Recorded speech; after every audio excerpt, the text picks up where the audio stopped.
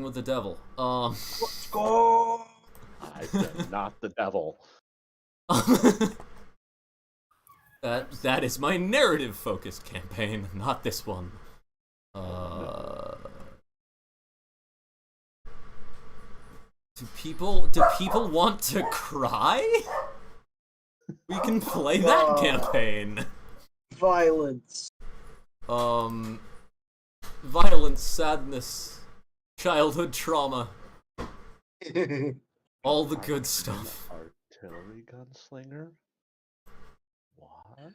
Yeah, that is a class you can play as the Arcane Artillery Gunslinger. That's what, Captain Wilhelm is.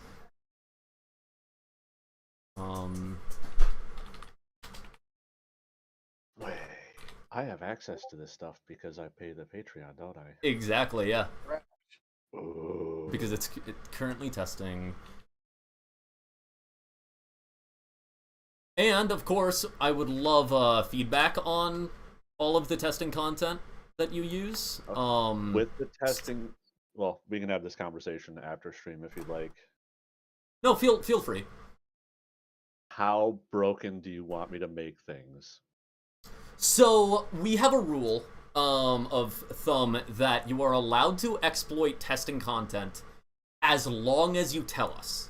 As long as you are telling us exactly how you're exploiting it, so that we can fix it later. But just a way to incentivize you actually giving us feedback. For instance, I am 100% fine with, like, if I exploit this rule is completely made because of me. something, like it being altered. Yeah. The only thing that I prefer is if you're going to alter something, wait till after session. Oh yeah. Don't tell me I can't do something in the middle of session that I've been building up to. Exactly. That's something that it won't actually alter until the new version of the rules roll out. I'm fine. We might. I will find loopholes and break the crap out of things. Yeah, we might ask you to please don't keep exploiting that in that way if it's like ruining the fun for other people. But for instance, Fighter, do you want to explain how much money you got from the magic item exploit? I made like, I want to say 5 or 6 million gold. Probably like 5 million gold from my exploit. All out of session. Yeah. And then I bought the highest tier business, and then like the week after they patched it. Yeah. So it's kind of nuts. Yeah. Yeah, I have no problems with people fixing exploits. Yeah. Some of the things, if it's like too game breaking, I'm going to tell you ahead of time that you should probably fix it before somebody else finds it. Yeah. That is fair. A homebrew class called the Iron Avenger, I believe. Basically an Iron Man homebrew class. The DM let me cast artificial intelligence on this. So I can make Iron Avenger suits, but I'm supposed to technically pilot them. Mm-hmm. Combine artificial intelligence, which is just a vessel. I told him I will break it and I will have the Iron Legion. Yeah, that's nuts. Doesn't that class already exist for Artificer or something like it? Is it the Armor Artificer? I think it does now for Artificer, but it was a homebrew class called Iron Avenger, which was geared entirely around Iron Man, and I was like, I will break your campaign. There is also, we have a kind of Artificer alternative. It used to be called the Revised Artificer. Now it's called the Inventor class that we have on the server that is more like the smithing side of Artificer and less the magic side of Artificer. So it's like almost even more techy than the official Artificer is. I might take a look at that and make a character. Which that one's really fun. I have a character built with them. Basically, there's one of the classes in it that is a really fun gunsmith. It's called the Thundersmith, I think, as long as they haven't changed that name. But with that stated, let's get started. So, I will bring in the very seldomly brought up framing device of these games. As one day in Waterdeep, in a tavern or in a home or some other scenario, people are sitting together sharing a story. Sharing a story of a few adventurers who were willing to be paid a lot to do a planar adventure.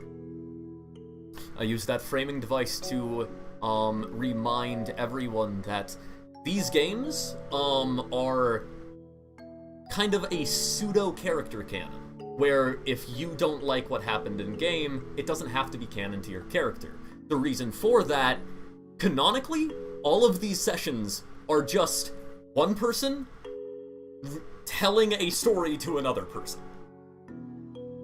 So, which allows us to do some absolutely wild things. One day in Waterdeep, as the story goes, the planar portal that floats next to the Blackstaff Tower of the Blackstaff Wizarding Academy glows with its multicolored aurora borealis shimmer as it connects to another plane. The Mount Waterdeep looming behind this glowing massive gate. All of you, for one reason or another, have answered the call of Gallant Company and the city of Waterdeep. Gallant Company is as you are essentially reading the brochure for this mission that would have been spotted on some bounty board throughout the city. Gallant Company is a mercenary guild willing to take the more risky jobs, the more high-profile jobs, in an organized manner. They are not a group of thugs, more like a guild, a merchant's guild of an actual organized army. And they have some very fun toys that can potentially be played with.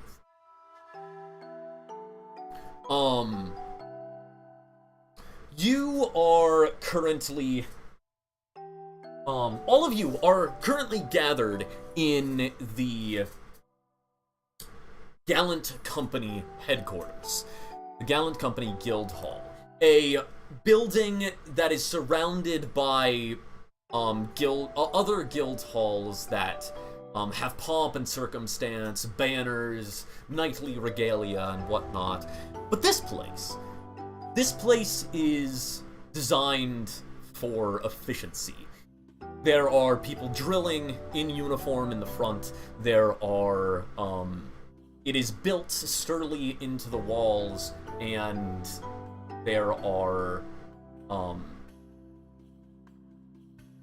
there is means for the entire staff of the building to mobilize if need be. The only mercenary guild that really showing their professionalism compared to the other guilds.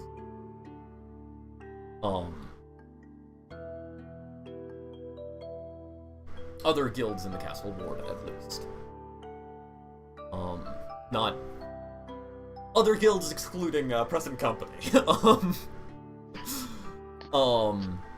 As you are in the office of the guildmaster of this guild, a certain Sir Nikolai. with the large windows looking out at this portal that is currently going through testing. All of you may have taken these jobs for your own reasons. Perhaps, like, Fighter, you could even be taking this job in a semi-official capacity for the Grey Ravens, where it's kind of, potentially, a, working between these two mercenary guilds. And other of you may simply be, trying to duck a bounty that, completely coincidentally describes exactly you, and was definitely not placed on you. You are not the target of that bounty. Couldn't be. Not possible. As Sir Nikolai Constantine,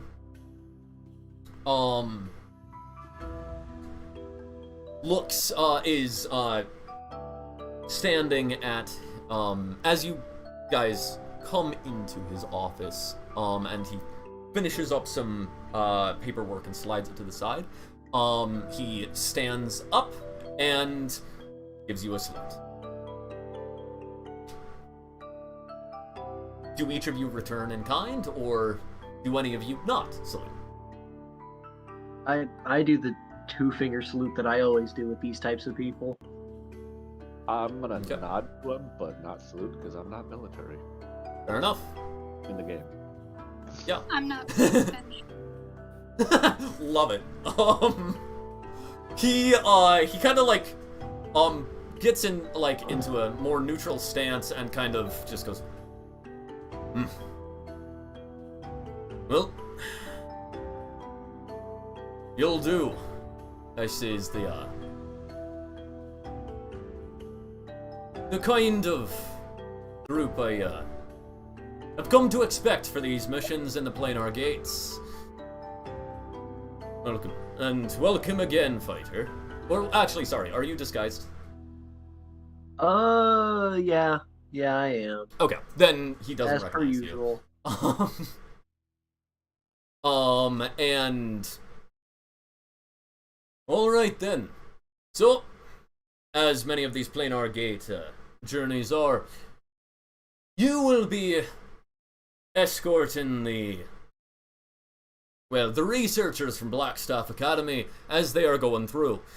It has been verified that on the other side is survivable as creatures have been sent through and have been retrieved, only a few of them being dead. Though the precise nature of what is on the other side is unknown, as the Scryan magics have been disrupted. Whether this is planar disruption or interference by a being, we do not know. So, I advise you be well armed. For that exact reason, you will have access to the Gallant Company Armory. Now, quick question. Are any of you experts? Any of you researchers of some kind? In the arcane, in planar, whatnot? I'm sneaky. Right. Well, good to know. You will be on the protection detail then, all of you. And how exactly you go about that is up to you. But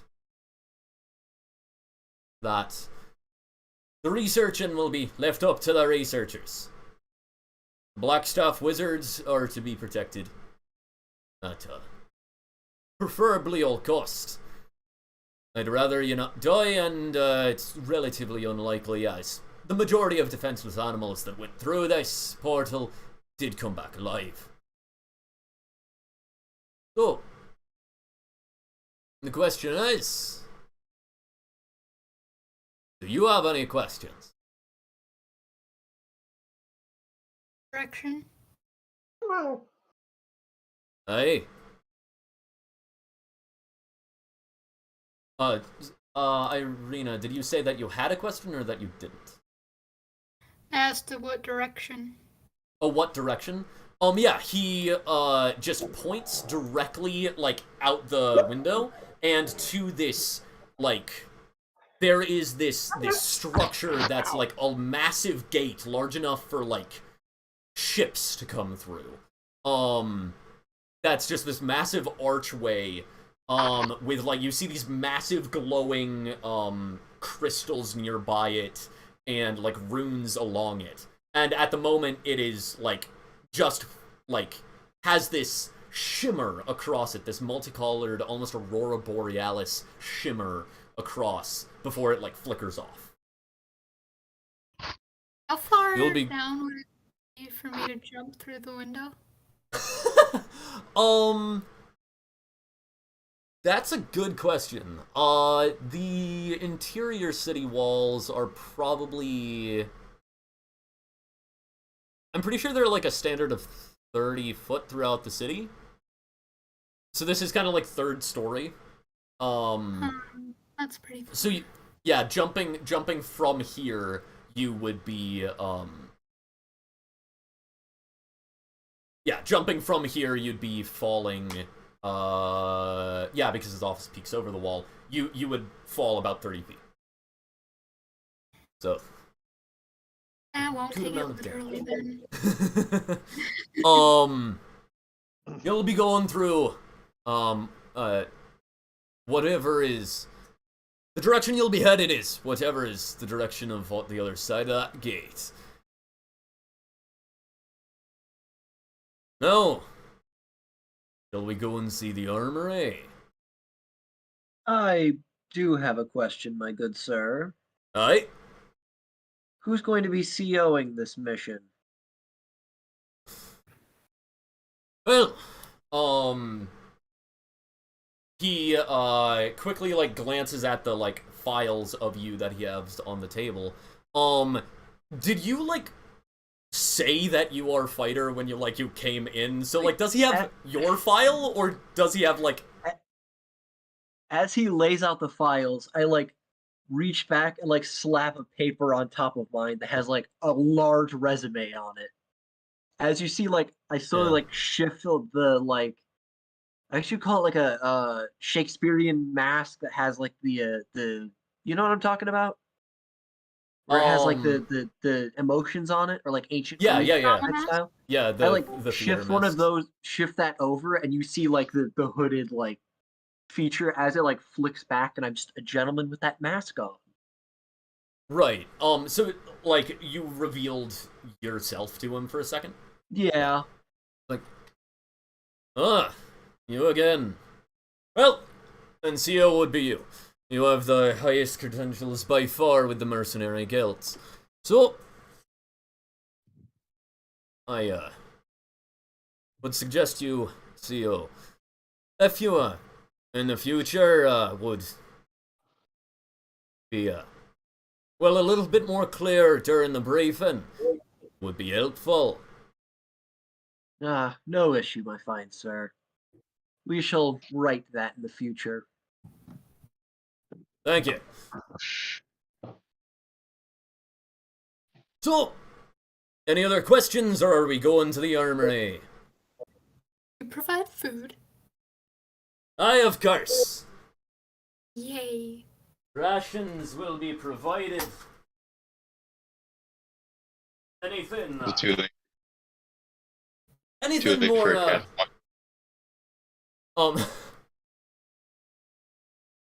As sorry, well, welcome aboard, Goose. Do you like poke your head out of Irina's like bag or whatever?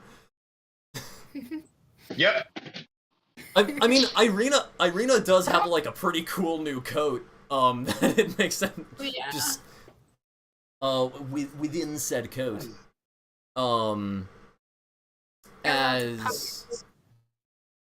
As yeah.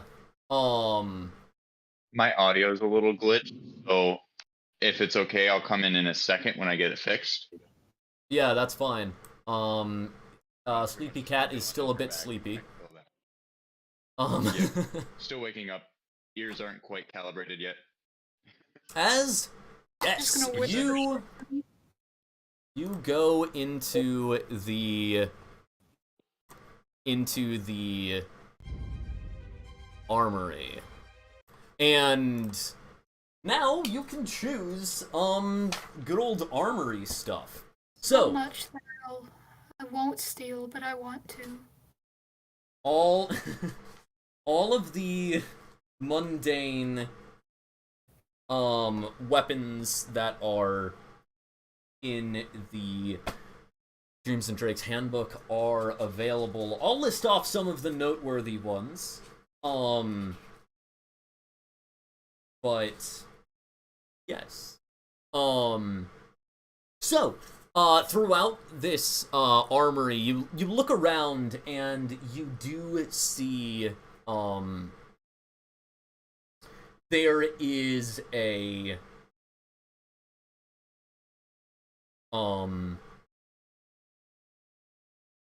sorry, brain gapped for a moment. When you walk into the armory, you see lines of weapons you'd expect. You see longbows, crossbows of different varieties, different swords, spears. But then, Sir Nikolai is staying back in his office, but the officer that's coming with you, goes back, like, to a wall, and, like, unlocks another door and opens it up. For this mission, you will have access to the Special Armory. And as you look in there, you see a variety of more special things. One, the first thing that you see as you're heading in is there is one, like, suit of armor, except it's very, like, strong looking. It's very, like, large looking compared to most suits of armor. And you see as you kind of, like, walk around it, you notice that there is a glowing crystal that is inset into the back of it.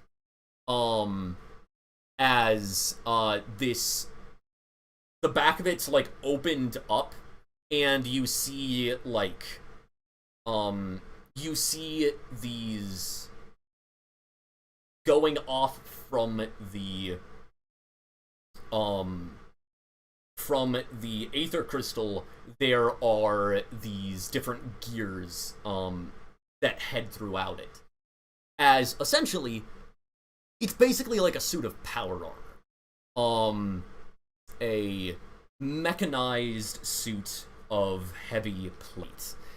There is one there's like a medium one, there's a large one, and there is a small one there's a small one as well. There is not a cat-sized one, no. However, you do have two tiny people between the cat and the fairy, so you could try to, like, trench coat it. With a cat and a fairy trying to operate a mech. Power Rangers. Yeah, just Zord it real quick. Let's get 3 people to do it. As you also see within this place there are a line of thunder arms. Thunder arms being basic firearms. You see there are some revolver rifles, there's some revolver pistols. You have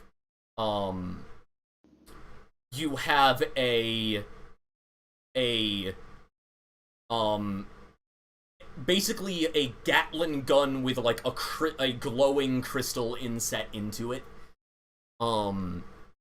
There is this, like, long rifle that has, like, a scope on it and a crystal inset into it as well. And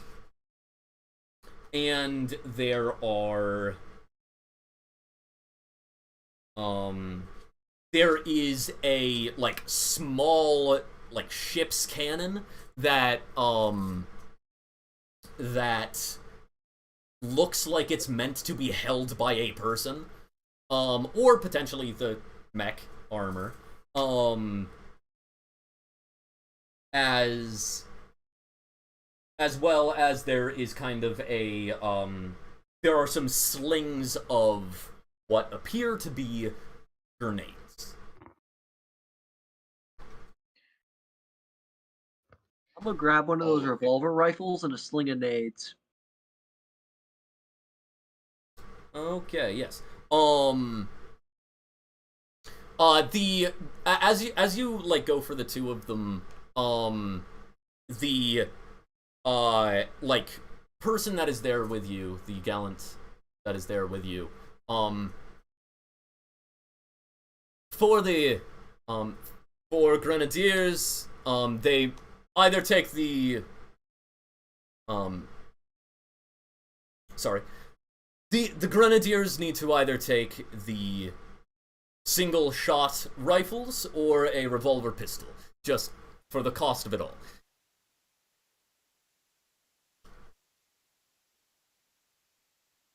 I take my hand off of the sling and grab the rifle, all while staring at him directly. Pardon me for it. You can also take any assortment of the mundane weaponry that you would like. No limitation on that within reason. Not daggers. Yeah, you can take some Are there any daggers. Are there any ball bearings? Yes. Yeah, you can take some ball bearings. Can I take a bag of ball bearings? Yes. For now, he just stuffs it in Irene's pocket? Something tells me those hurt more than rocks. So, Absinthe, are you taking any of the magical weaponry? There's nothing that would be useful for me. Monk. Right, that is fair. Power staff. Can't wear armor, not proficient with. I mean, you don't want to play a gunk? A gunk. Yeah, you could consider guns as a martial weapon. A fairy gun. I mean, we do have simple ranged. What? Yeah, I mean, they do some have of these simple guns are range, so considered simple. But they don't qualify as monk weapons. They are proficient, but not monk weapons. There is a monk subclass that at some point I'd love to test and see if I can integrate, which is Gun Fu Monk. But I will do that. I will do a Gun Fu Monk. I would love to try to integrate that, but we don't want to have a bunch of test content. We want to actually be able to test our test content. Not have so much that we never get any of it made. But yeah, there are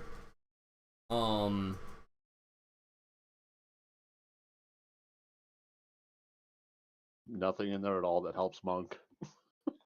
yeah. I don't wear armor. I don't use guns. I use a stick. That is a I mean the grenades could be pretty useful. I'll take some grenades. Except like I am tiny size and those grenades are probably bigger than me. that is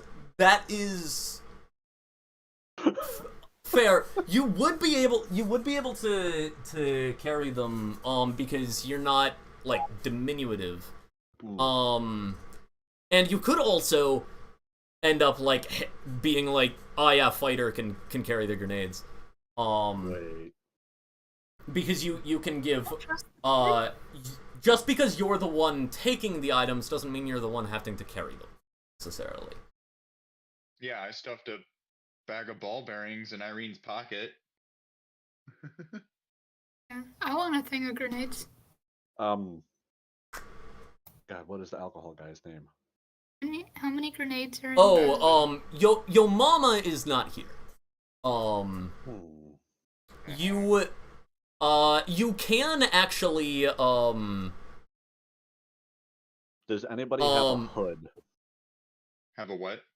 Like a cloak with a hood on it. You don't know that. I'm asking if somebody in our party currently, like if I see a cloak with a hood on anybody in the party. I have a You don't fancy see coat. one. You have a fancy cloak? It's not a cloak, it's a coat, like jacket. It's fancy, it got pockets. Yeah. I think it has pockets. It has pockets. It is a bit of a greatcoat, so it does look like a type of kind that might have a hood. But it's not like, it's not hanging down. If it does, it'd be like zipped up or whatever. So you could ask. I just realized in my inventory it says I have a leather vest. Is that cat size or is that person size? that can be cat size, yeah.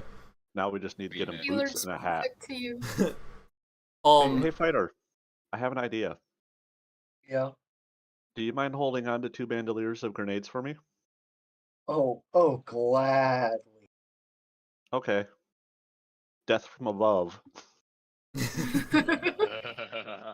I like where this is going. So yeah, Goose- fighter. Goose hears him say that and just gets wide eyes. I'm like, Fighter, you now have 6 grenades that you're carrying. That's 2 bandoliers of grenades? Yeah. Okay. And Goose and Irene, neither of you have chosen anything from the Special Armory, so do you want 2 more?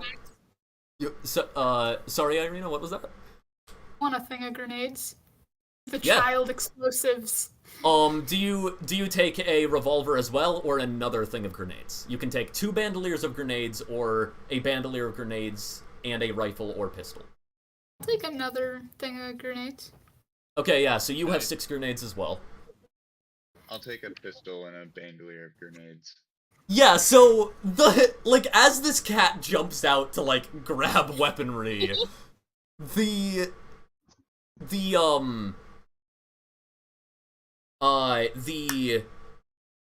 gallant soldier does kind of like look at the cat and like raise an eyebrow.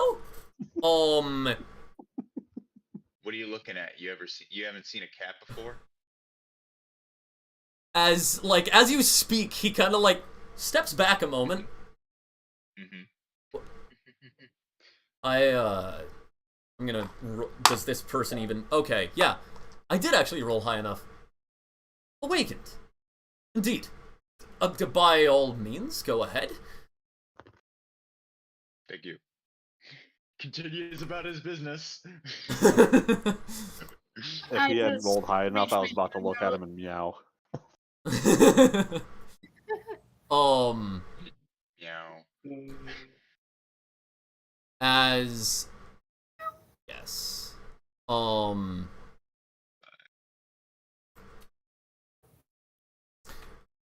So, as you have all grabbed things and stuff, it's time for you to head out. Do you think you have enough room to carry a keg of black powder? Ooh. How big a Yeah, I keg are wanted we talking? fuckers. It's 20-pound keg. Do you want it back today? But that'd be nice. Oh, I can't help you. Sorry.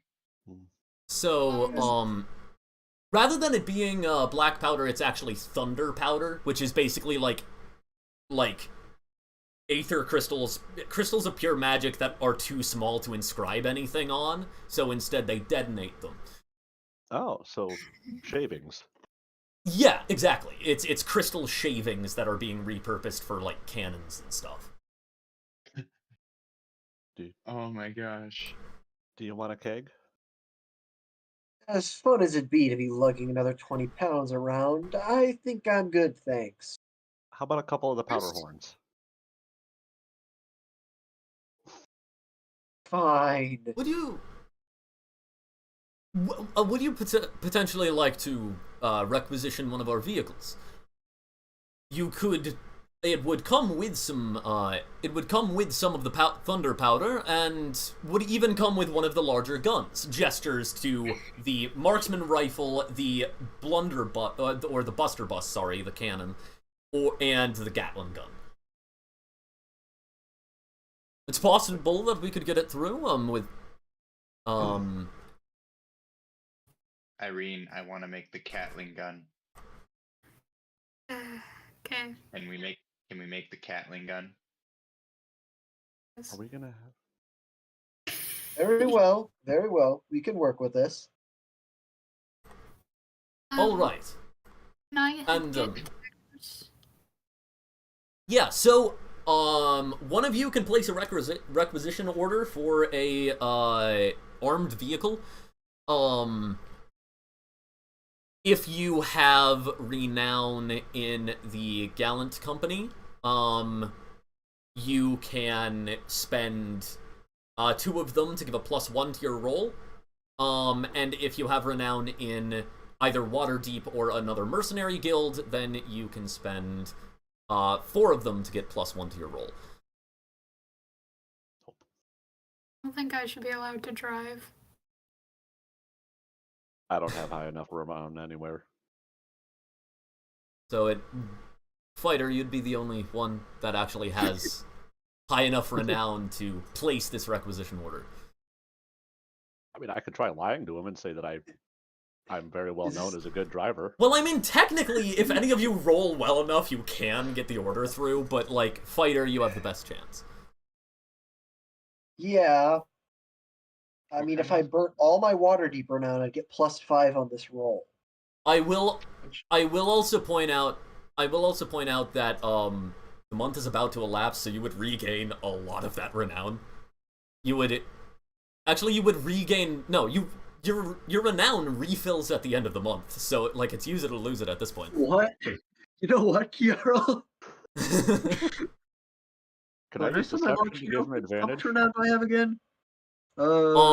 So you can only try to give advantage if you have an honor score, that is a positive honor score, which at the moment I don't think anyone in the party has determined their honor, because that is that's a testing thing. But basically honor is like something that can do charisma and can do some other things, like persuasion and some other things that the more you succeed, the higher that score gets.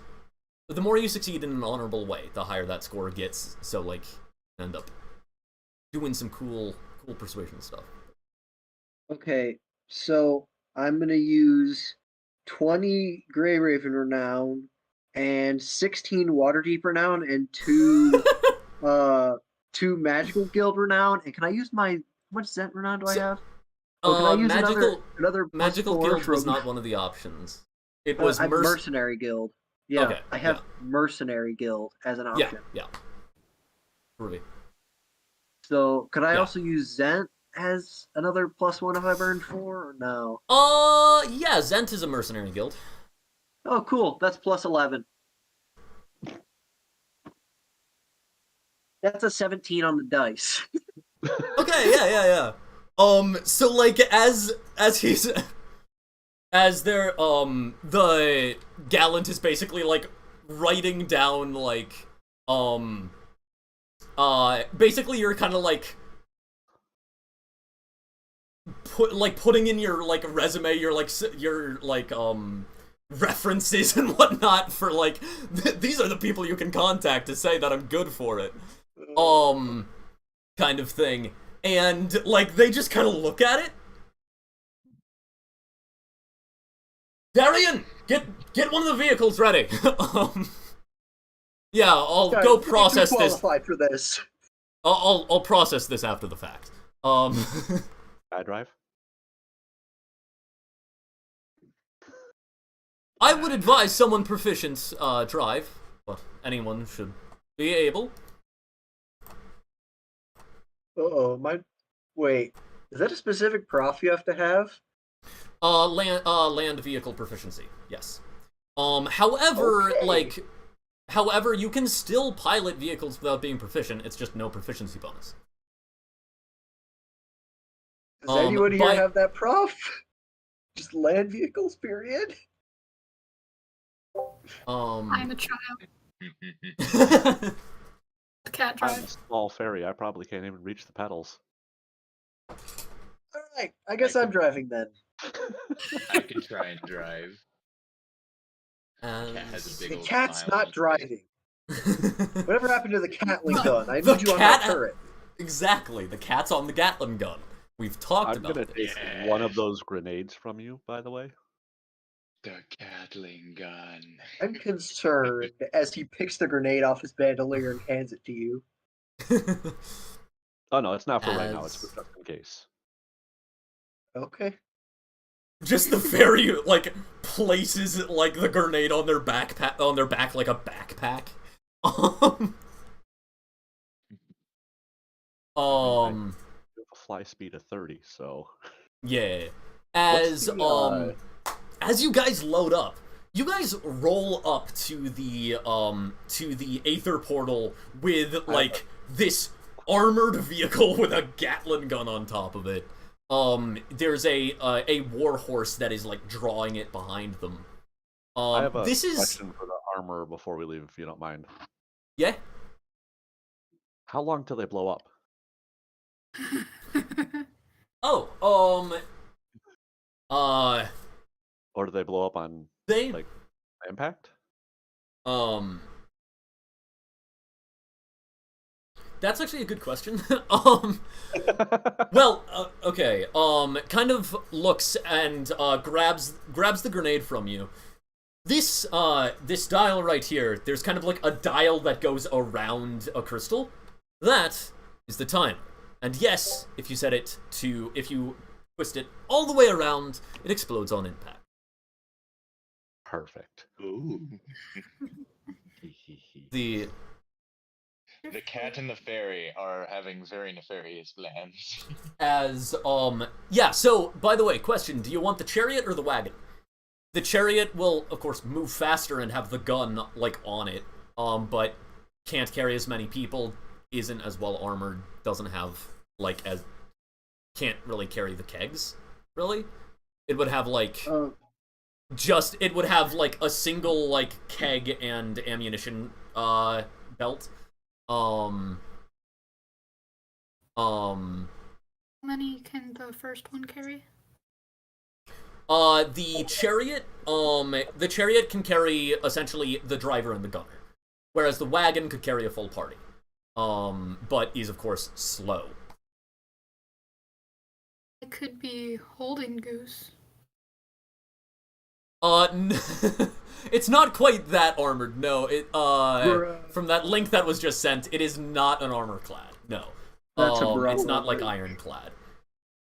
It's got like the wagon has some thick iron like parapets that you can like hide behind. But it's not like it's not a tank. It will provide half cover to everyone in it, though. Alright, let's go with the wagon. Okay. As like you guys are rolling up and the researchers are just kind of like getting ready with their like measuring tools, and they look over and just like as you're rolling up, just like eyes widen, like one of their like jaws just drops. Can we, as we roll up, as we get right to them, I just like hop out and go. Just to as yeah, the like researcher kind of like furrows their brow a bit. I didn't quite hear. Did you like purr or did you say something? I just went like a. Okay, yeah.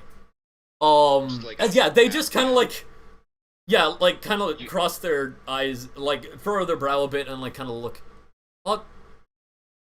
Use, well, like, prestidigitation to make, like, tiny like glasses? A gnome that an older gnome who is clearly like kind of in charge of this is like, actually, you know what?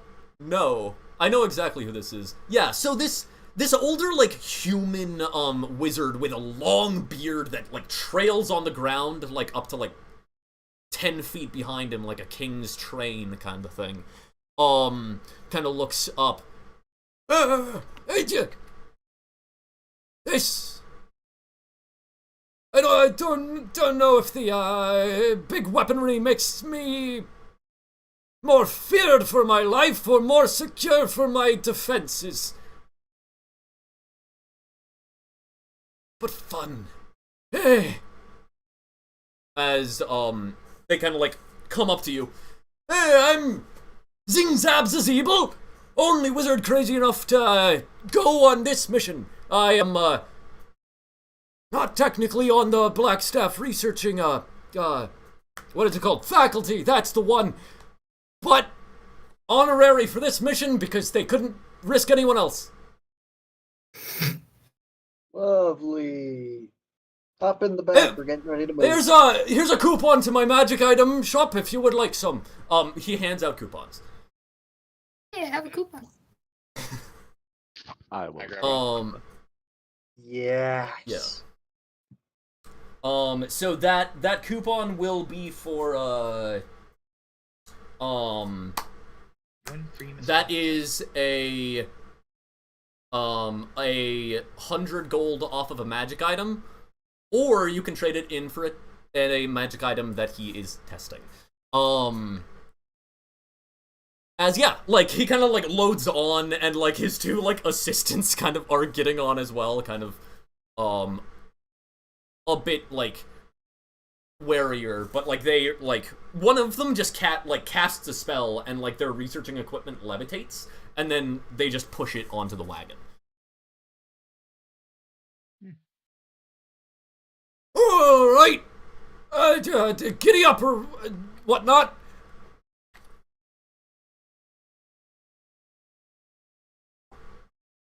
I bring food.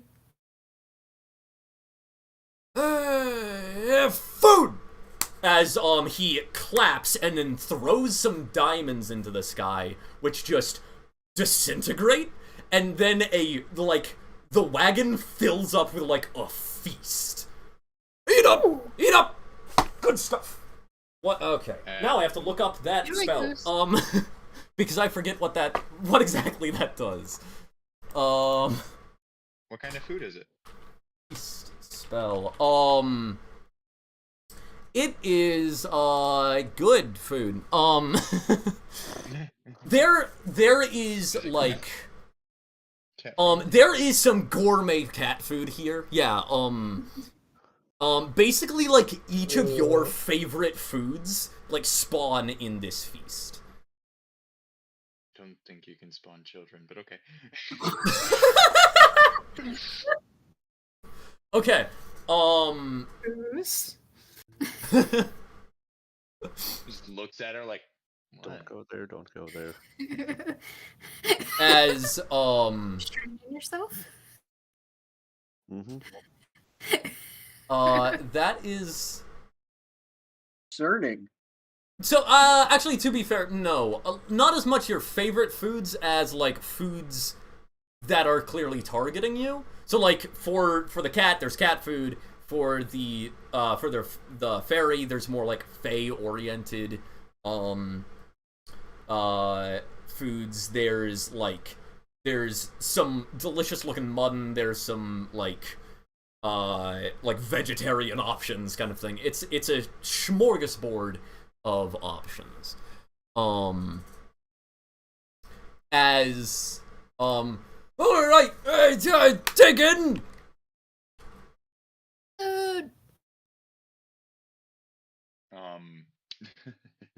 Goose is gonna go over to Irene's food and just start nibbling on something that's off to the side.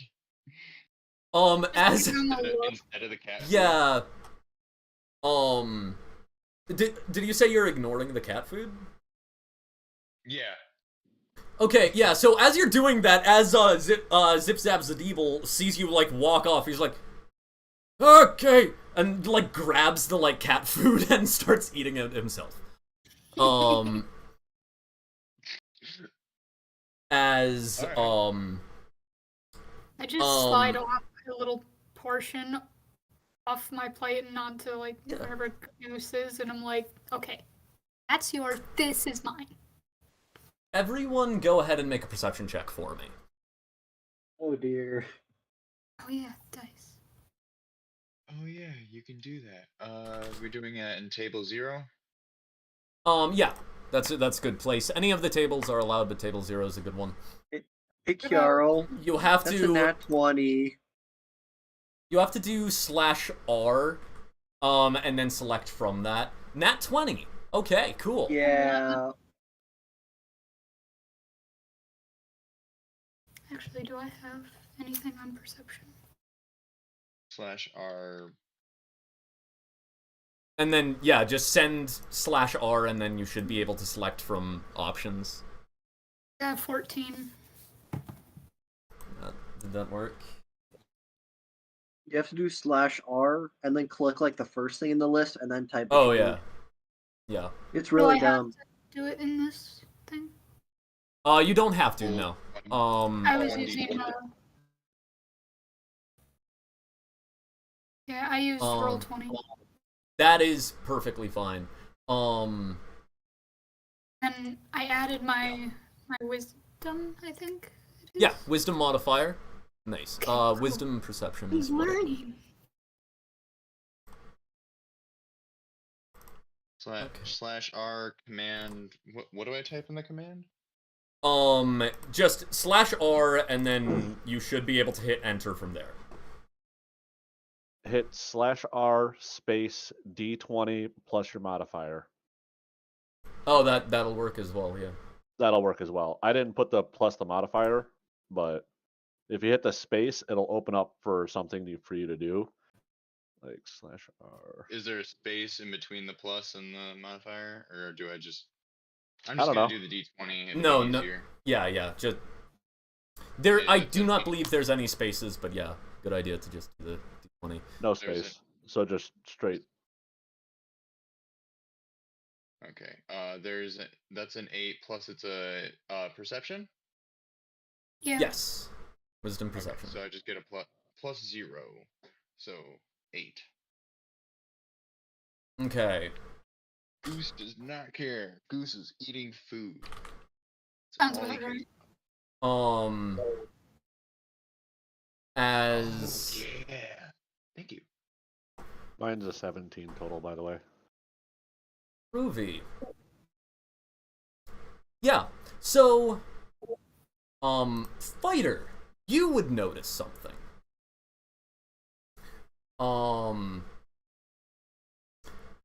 You would notice that as Irina is like moving food towards the cat, she kind of like her coat acts like it's being blown in the wind, but there's no wind, and it passes like over her like food for a second as she's like putting some of it away to the cat, and then as it like goes back, some of the food's gone.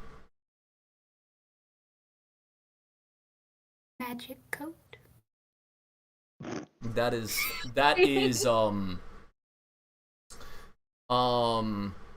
Sentient coat. Additionally, I'm gonna go ahead and do this real quick.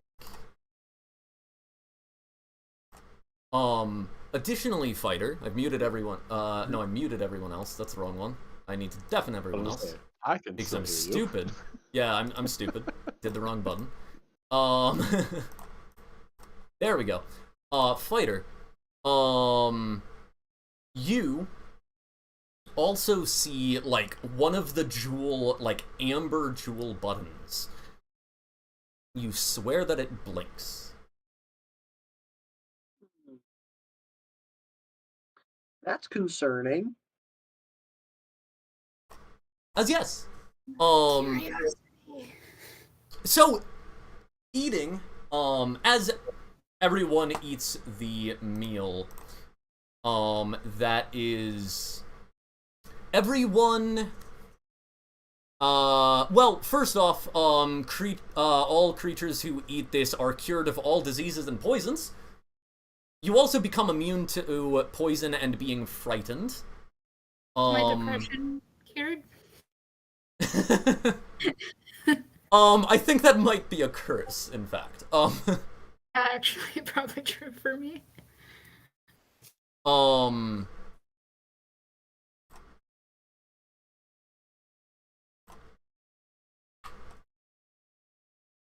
And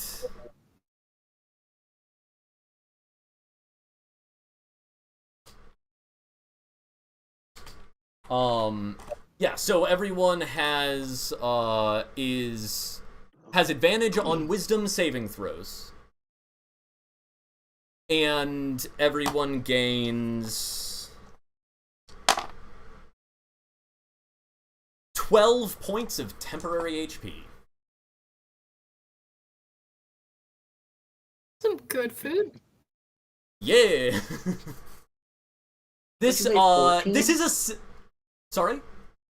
How much temporary HP? 13 temp HP. I thought you said 12. No, oh no, sorry, I did say 12. I said 12. Yeah, 12 temp HP. Thank you, Irene. Irina. But also, by the way, yeah, this wizard did just decide to use a 6th level spell that cost 1,000 gold for people he's never met. I thanked him a lot. As yes, Sorry, you guys. Sorry, yeah. I was just gonna direct you to table 0 for that roll you asked me for. Thank you. Yes. Yep. Groovy. I didn't see what Viter saw or anything, but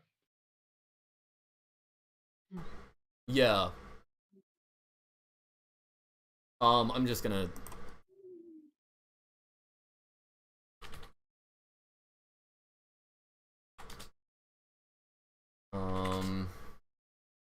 Okay. Give me half a second as I deafen people again. Okay.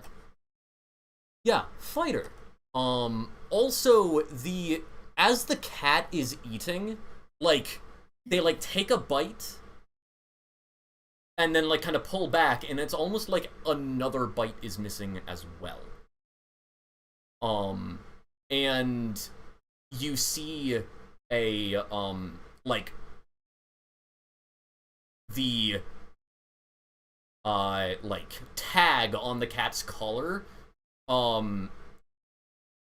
flits from, like, what at first looked like a jewel to just a simple, like, silver cat tag again. Again, almost like blinking.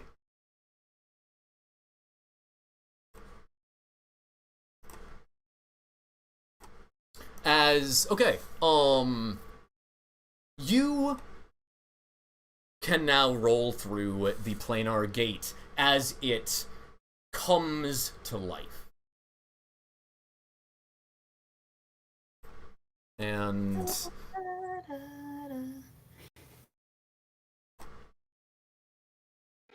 yeah, snack, good.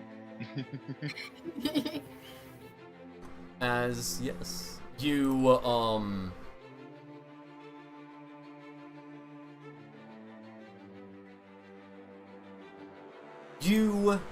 roll forward, passing through this gate, and as you do, you realize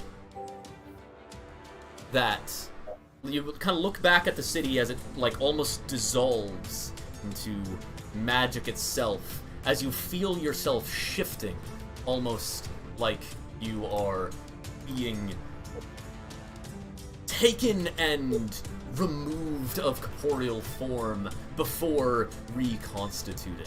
As if you are dissolving into magic itself, nothing but a soul, before, well, have trouble remembering what came right after that. As you find yourself on the deck of a ship. Oh. You... With your wagon, by the way, you... No, you have your wagon. Oh, okay. And it is also on the deck of this ship. I just turned to Goose and I'm like, do you know what just happened? Okay. As... Are you insight? Yes. Shrug. Cat shrug. The wagon just appears, with this warhorse in front of it. There we go. Okay. If you would like to look at the Roll20 to view the map. And I will put the map on the stream.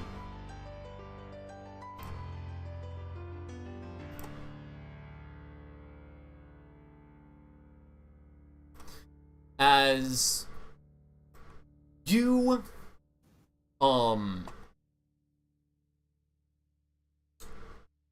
we will now quickly, choose everyone's chess pieces. So,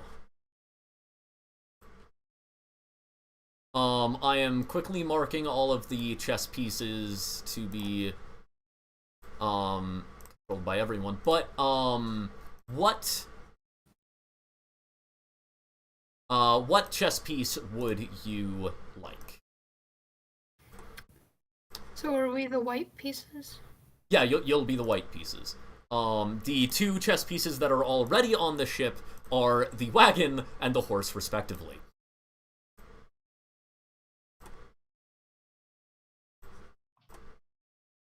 Can I be a shrunken king? Yes, you can be the king. I can't actually keep it as a token and make it any smaller. But you are the king. Can I be the white rook? Yes. And you were in the driving position. Irina, what are you? I would like to be the bishop. The bishop. And Ruby. And Goose, what are you? Oh no, wait, you already got the knight. Absinthe, what are you?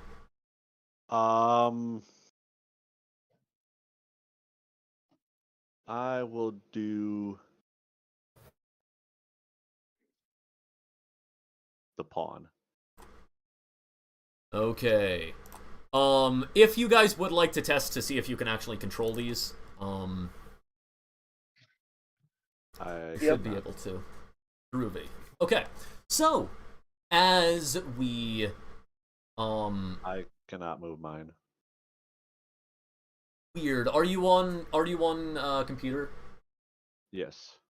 That is I can't move his weird. Well, which one is his? The pawn? The pawn. He's that one. Okay, yeah, that's I made a oopsie. I overlooked the pawn on accident. I don't know how I missed that, but I did. Okay, Pawn's not good groovy. enough to control himself. Now we got it.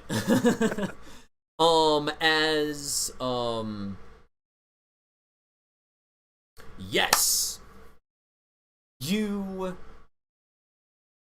are all on the deck here. And as you look around on this deck, you look out and you see stars. Stars as if you are in the middle of night itself, as if the ground is gone. But you don't see a moon. In the far distance, you see brightly colored clouds, as if an aurora borealis had become a gas, a nebula. some of you might be able to recognize. And as you look over the ship, you realize that you are in fact at the moment sailing on such a nebula, as you hear a bell. You stand on the deck of the spell-jamming ship, the Moon Raider, even as explosions obliterate 2 of its masts and hurl dozens of the sailors into wild space. Distant stars and wheeling clouds of multicolored gas spin around you as the first pirate galleon slams into the Moon Rider's starboard side. And a gust of foul wind washes over you as the galleon's air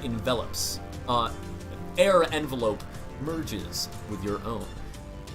Seconds later, your vessel is boarded by astral reavers, humanoids possessed of strange features, waving cruel weapons and unleashing blasts of magic. The captain, Sardax, lies on the deck nearby, her body ruined by shrapnel. "Hold the deck!" she snarls with her dying breath. "Give them no quarter!" There she collapses. You recognize this ship. You've been on this ship for a while. You recognize that captain. You know her name. She's your captain. Can you hear me? Yes. Yes, I can. What do you say? I was just gonna say I didn't mean to interrupt. I went to get something taken care of real quick, but I did hear what was going on.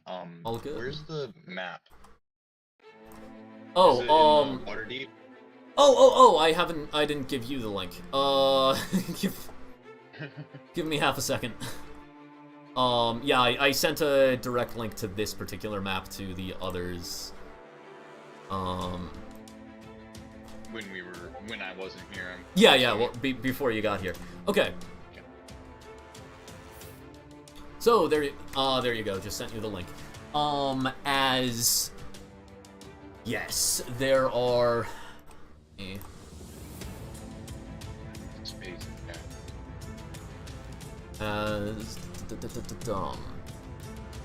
So, everyone go ahead and roll initiative.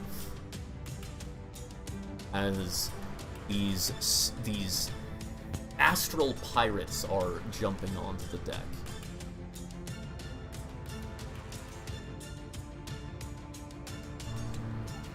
Okay. 20.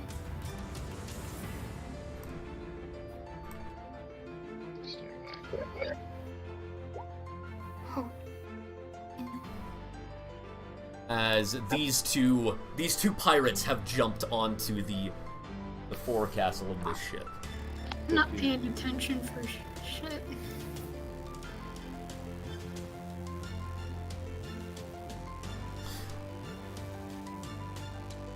I don't know if you can see my one.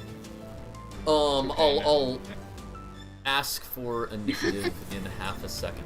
Okay, yes. So, I will of course call out a number range, and please tell me if your initiative falls into that range. Above 20. Okay? Above 15. 30-20. 30-20.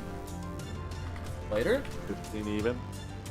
That's the same initiative you got last time, Fighter. Just coincidental. I love it. Yeah, so what was, anyone else above 15? 15 even. Or absent. Okay, above 10. I think I'm above 10. Let me check. Yeah, which one is Oh wait, yeah. to? I'm at 12. Okay. Your initiative should be on the first page of the screenshots I sent. You have a +3. Okay. Still doesn't matter. So, what did you get? I have 6 with my initiative thing. Okay. I guess I was sleeping.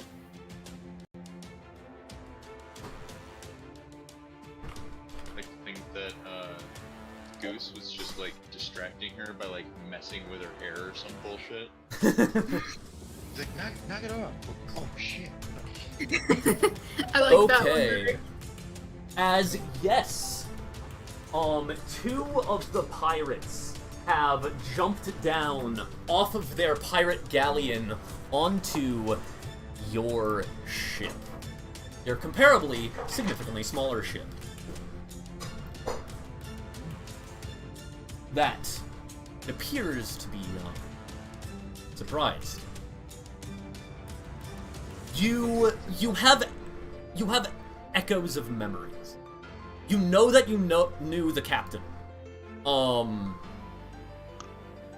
You can, if you want to ask more questions, you can ask questions about, like, trying to, like, search your memories to figure out what the frick is going on, how you got on this ship, and whatnot. Because it is clear to you that you must have been here for longer than just coming through the portal. Because you don't remember meeting that captain, but you know her name, and you know you've served under her for at least a while. Is the dude that came with us here? Oh, yes, right. Let me quickly put, Zeeb-Zabba-Dibba-Dabba, and his 2 assistants on the ship.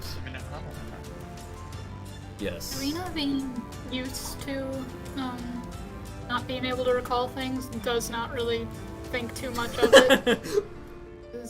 Fair enough. Like, I feel like both Irina and Absinthe are pretty used to not remembering things for completely different reasons. As yes, fighter, you act first. Okay. Bonus action, I steady aim with the 5-shot rifle, and I try and put a bullet in that one. Yeah, go for it. Make an attack roll. I have simple prof, so that's +7. That's a 21. That hits. And that was also an advantage, because steady aim, that's plus sneak attack, which is not 6d6, excuse you. I'm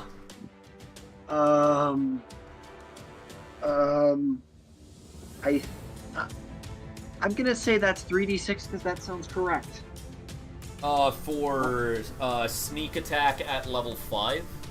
Yeah. Yeah, go ahead and Sounds roll. better. Go ahead and roll that for this attack, and then in the future we'll do it again. That's Figure it out. 2d6 plus 3d6 plus 4. That is 5, 8, 12, 14, 16, 20. Yeah, as you just fire off the shot and just through their torso as they tumble off the deck into the swirling clouds below. As, yeah.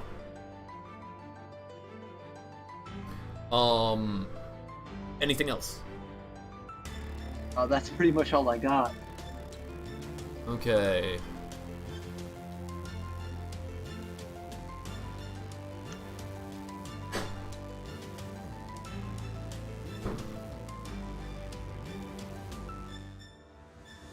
Okay, as, yes, go ahead and, it would now be Absinthe, it's your turn.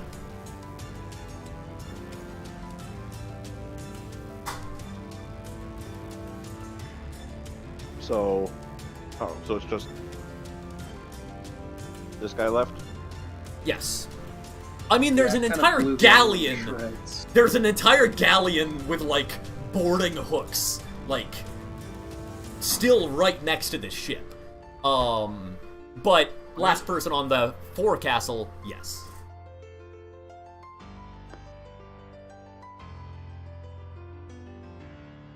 How far away is this ship? The ship would be, the ship would currently be, like, at this very moment, I'm gonna say, yeah, like 30 foot away. So okay. like, you have to get to the edge of your ship, and then another 30 feet. Port or starboard? It would be starboard. Beautiful.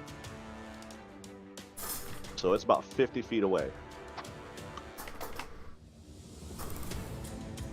Yes. Call it 55 from where I am. Why do you hate me? Thanks. I'm trying to make the map bigger so I can put the galleon on the map, but it's not working. Okay. There we go. What is the thrown range of the grenades? It is, same as the dagger, so 2060.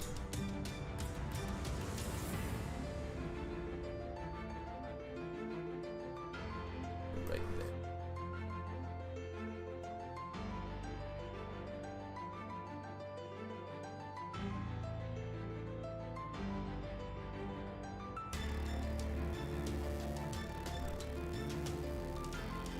Okay, that is,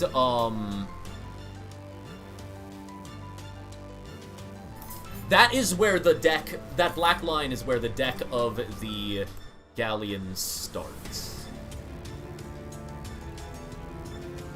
So would you say the mast is probably somewhere around 80 feet? No.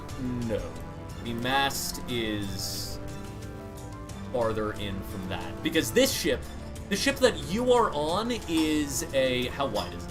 It's 1, 2, okay, so 4, 8, 12, so that's, 1, wait.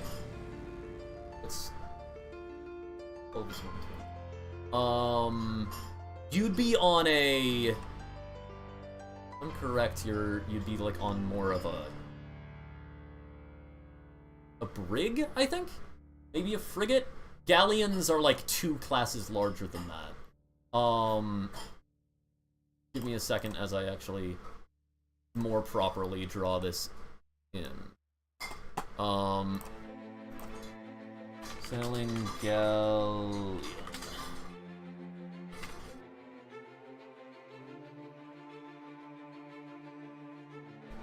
Oh no, actually.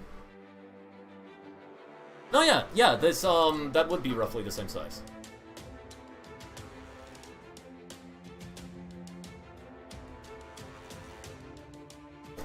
So...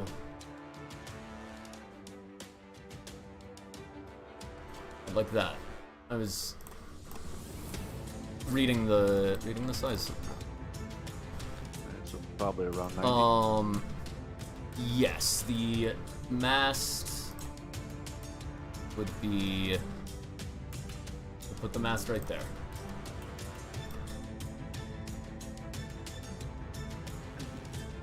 Okay. Okay. Sorry to be so difficult. No, it's fine, it's fine. I'm going to spend a key point Okay. and do... It's called Patient Dispense, but you can spend 1 key point to take the disengage or dash action as a bonus action on your turn. Right, yeah. And because I have a flight speed of 40, I can go...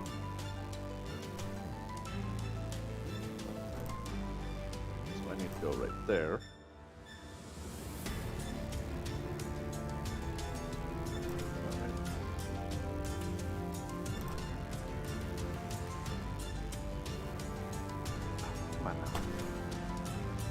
here and about 10 feet up, and I'm chucking a grenade at the mast. Okay. Yes. As you right at the base of the mast. Fly over there and go to chuck a grenade at the mast. Go ahead and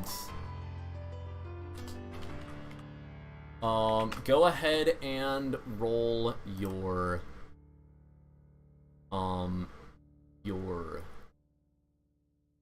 damage. That is 5d6 damage. Ooh.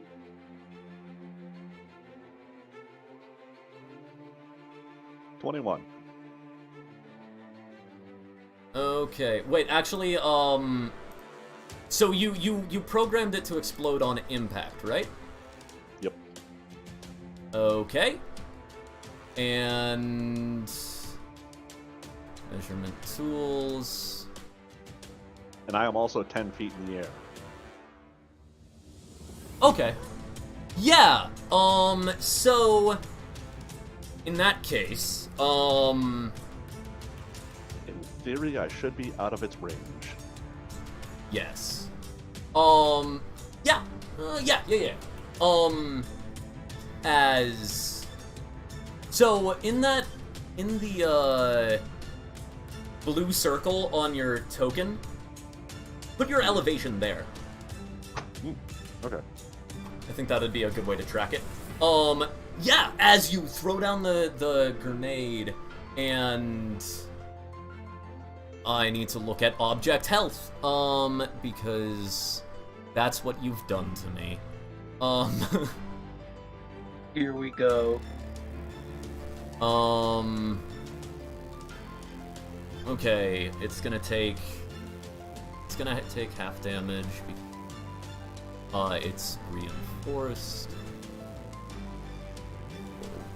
Worship, and it is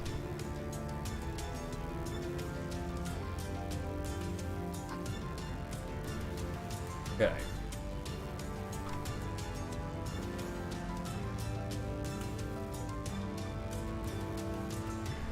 What was the damage? 21. So half would be 10. Yeah. I don't know if these are fire grenades or what kind of grenades. Oh no, they are fragmentation. So like, yeah, it's piercing damage against a wooden structure. So not ideal for trying to take it out. Oh, I an accident put the health as 130 instead of 30. So I was like, how did 30 minus 10 equal 120 health? Okay. Yeah, as you throw the grenade and some of the wood splinters off, as some of the crew do get caught by this fragmentation grenade. As the crew kind of like looks up and they're like, and you hear there's like someone dressed a bit better who's like, gun down that ferry! As that is your turn done, correct? Because you... Yeah. So, Goose, it's your turn now. The mast has taken some damage. Hold on. That guy is still right there, correct? Yes, correct.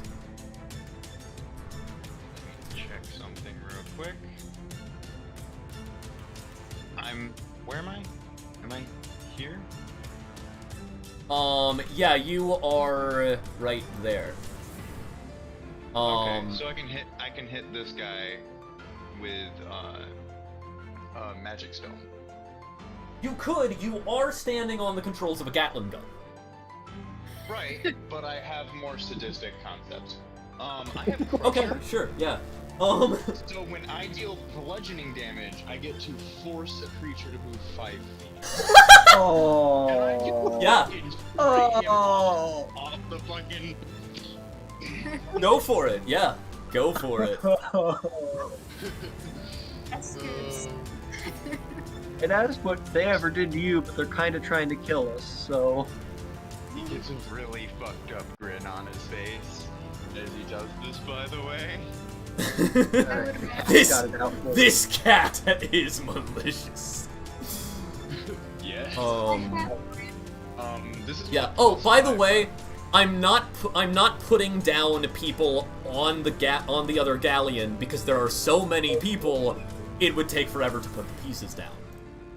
So what you're saying is, let me have my full AOE and all those people go away.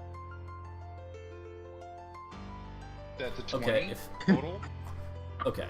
To hit that guy.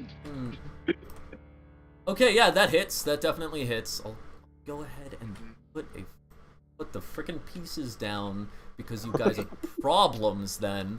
Okay, so Didn't say anything. large. You picked what 4 of the most sadistic wait. people to put in here. Large. Oh, huge, come on, I'm not gargantuan. sadistic.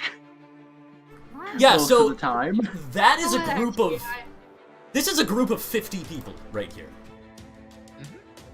Oh, I should have dropped the grenade there. Oh, actually, that is fair. You would have hurt some of them. That is the group that you would have hurt some. I'll have to work out their health in a moment, but okay. Right now. Because This felt like throwing the DM for a loop as a player. oh, fun. Okay, I just worked out their health. That's a lot. Okay. And you did. You said you did 21, right? Okay. Cool. 21. No, I did. Yeah, no, I back for the grenade is what I was talking about. Yeah, you killed one of them, of the 50, and wounded another. Oh, that's it? Yeah. Because each one of... Yeah, and each one of them... actually, sorry, it's AoE, so it would have been double, so you would have killed 2 of them and wounded a third. Oh. I forgot about that. They're a horde, so they take double from AoE damage. Okay, yeah. I can get one more tier on my blades. I can wipe the floor with these guys. Sure. You haven't seen what their damage is yet, though. Go ahead and you hit the guy with the stone. Go ahead and you can roll damage. I did roll damage. I rolled minimum. Oh. Okay, cool. But he also moves to here. Does he need to make a saving throw, or he just moves? Nope. It just fucking happens. Yeah, so he just goes, ah! Just thrown overboard. As Yoda death noise. As an image beams into your mind, a memory even. You're not seeing it with this guy, but you remember. When people fall into the phlogiston, this multicolored gas is called phlogiston, they dissolve. They dissolve into pure magic itself. Good job, Goose. You just dissolved that guy's soul. Yeah, Stand by what I said. Goose's smile just goes bigger. Okay, to be fair, this guy joined which pirate band? We don't know. You do not actually recognize this pirate ship. Necessarily. Yeah, they look mean though. Yeah. They are, well, you know that they're the pirate weavers, which, yeah. Yes, back, anything else, Goose? I will use my bonus action to chuckle. That's it. Love it. I love how none of you care why you're here. You're just like, nah, I'm not gonna try to remember. I'm just gonna kill people. One's Silence drunk, one's time. depressed, one's a cat. I was told to hold down the fucking deck. Give them no quarter, and I will give them none. As yes, it is now. Both of those Reavers are dead, so their initiative does not matter. Irina, it's your turn. I rolled a 3 on my perception, so I'm just now figuring out what's going on. Yeah. He tunes in by watching me just fucking beam a pirate off the edge. Who's dissociating? Oh. So I guess I could fire an arrow. What? Nothing, never mind. I was flavor text. I could fire an arrow into one of the hordes of people. Yes, you can. That there appears to be roughly 150 people on the deck. Opposing deck. I try to take out at least one of them. Does she get sneak attack because there's an ally within 5 feet of them all? Yeah, That she would. is... No, Yep. because he's flying. He's not within 5 feet. He's 10 feet in the air. Yep, that's right. Yeah. But good call out. Yeah, go ahead and make an attack roll. Is that within the effective range of a longbow, or is it long range for longbow? Let me check the range real quick. Yeah, that's effective range. Range for a longbow is 150 effective, is 600 long. So. Doesn't really matter with what I rolled. What did you roll? 3. Yeah, that's a that's a miss. You just fire an arrow at this horde of people. It flies, and you watch it just go between like 5 people and hit the deck. You know, some might say that requires talent. As you would still have a bonus action and a move action if you want to use it. I'm good where I'm at. Or does Fairy Friend need, like, well, Fairy Friend's fine, so they're fine.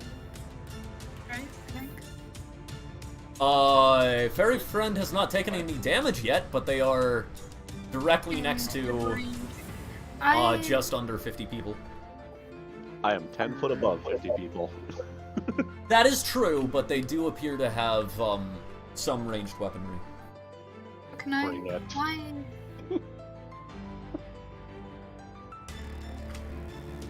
Can I? Considering my character is chaotic. Oh, my apologies. I want to move to the side of the ship, like get as close as I can without getting off the ship. I can't, for some reason, indicate that.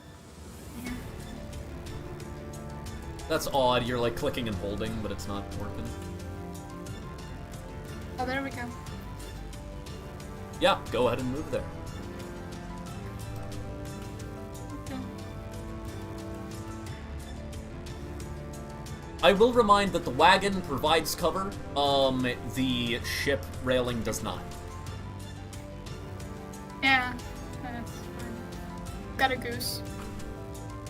Okay, so...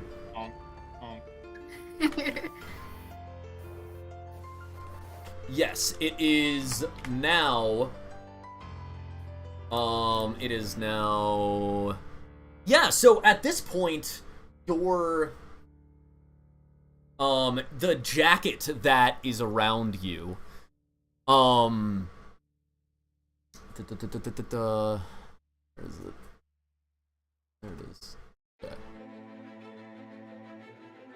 The jacket that is around you, you feel it, like, petrify as it turns to stone, though it is still as flexible as it was before. Ooh, I really like this jacket. I'm sure the jacket likes you too. Aww. It's a pretty solid jacket.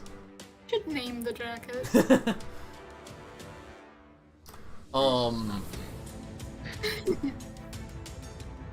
As yes, I would like Goose, go ahead and make a perception check again. Okay. Oh, that's the wrong. Mounts to do things. Ah, so I can click on things. Hold on. Struggling goose noises.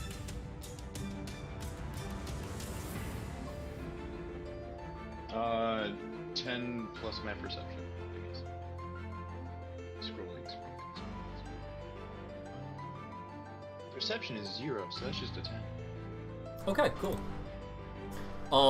As Yeah, yes. Carrying on. It is now that, right? Yes. Okay. Roll that. What happens? Okay.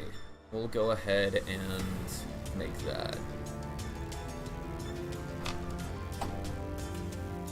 Okay, as then.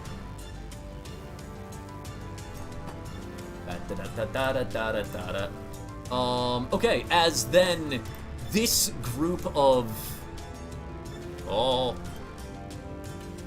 thank you for being laggy. Augers. Okay, this group of pirates kind of moves to here as then like 3 of them swing over. And let's yeah, why not? And all 3 of them land on the well, no, let's go with that one with disadvantage because he is targeting. Yep, he still makes it though. As they all land on the deck, and that one specifically lands immediately next to Irina. Ironic. That's fine. As You'll live. yes, I'm Hopefully. sure I will. I'm somewhat confident. Oops, that's not how that works. Oh yeah, he said we didn't know what their damage was yet. Yeah. As then, one of you decided to be on the other ship, so now we get to do this. I was not able to do the math fast enough, so let me quickly do this math fast. Okay. Oh dear. So this is a dex-based. They have 12 dexterity, so that's +1. But then it is before, which means DC 11, make a dexterity saving throw, as all of these guys right here, like a bunch of them, pull out, like, pistols and fire off as magic. You hear the magic thunder of thunder arms as a blue streak follows the bullets as they fly at you. Can I potentially do something epic and hilarious? What is it? I have, because I'm a monk, the ability to deflect projectiles. Do that. You can do that, but first, do still roll the Dex save. The dex save, yeah, because deflect missile is based off of damage and Dirty 20. Dirty 20? Okay, yeah, so that you will be taking half damage. Give me half a second as I do the math real quick. So it is okay. So it would be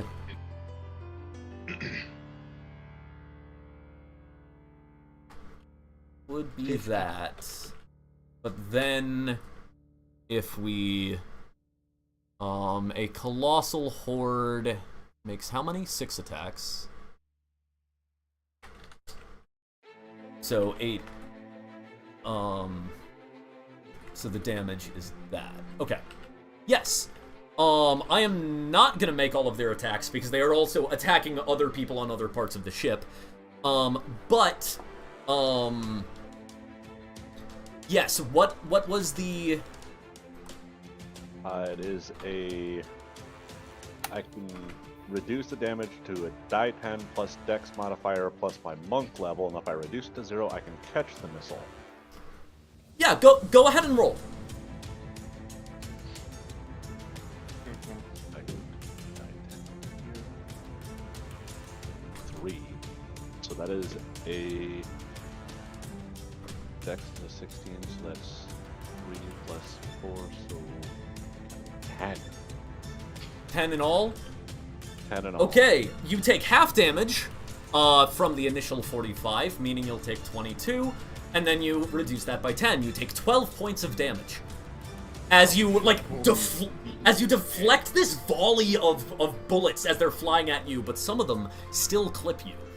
What is your... remember that this is fast combat, so your health is your constitution score. Oh, my con is a 14. So you have 2 hit points Yeah, left.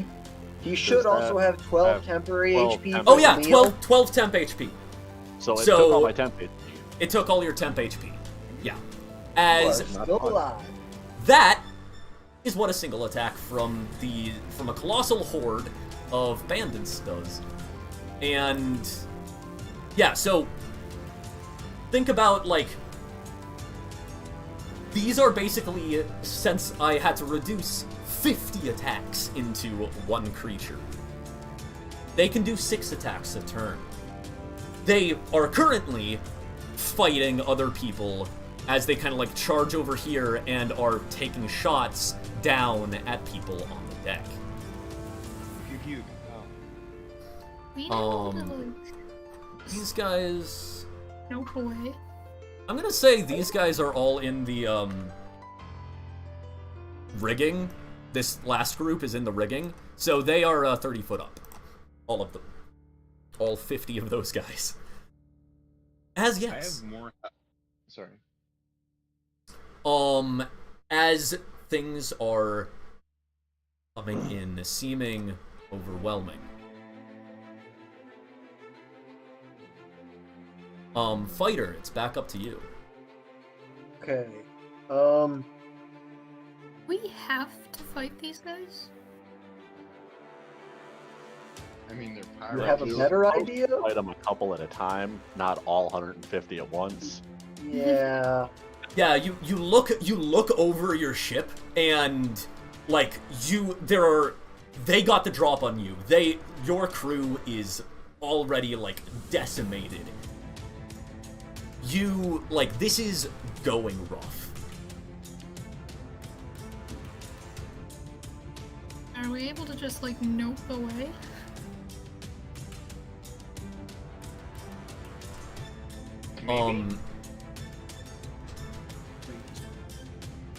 That depends on... You might potentially be able to do that. I'm gonna say, for the sake of it, that, like, that conversation was basically, like, in person, you guys shouting to each other. In character. As you, like, ask, can we just nope away? Would anyone like to, is anyone proficient in, vehicles...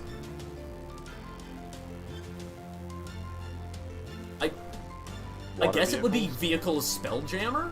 Because it's not water. It would be, vehicles... It would be vehicles, Astral, is what it would be. Which includes Spelljammers. Yeah. Why we are playing Spelljammer. Please. As... I can openly press buttons. Okay, first cross bolt. This guy. I'm sling the rifle over my shoulder. Dual crossbows. I have crossbow expert. I can do that. First Yes, shot. you can. Aim at this guy. Yep. Okay, yeah, that is a 20. Make that attack. 24. Sweet. And roll damage. 8. Okay. Still up. Switch up my audio. Second shot is going at the one right next to Irina. Okay. And because that's a friendly creature within 5 feet, I sneak attack, right? Correct. Cool. That's a nat 1. I'm so sorry. Oh no! Ooh, no. okay.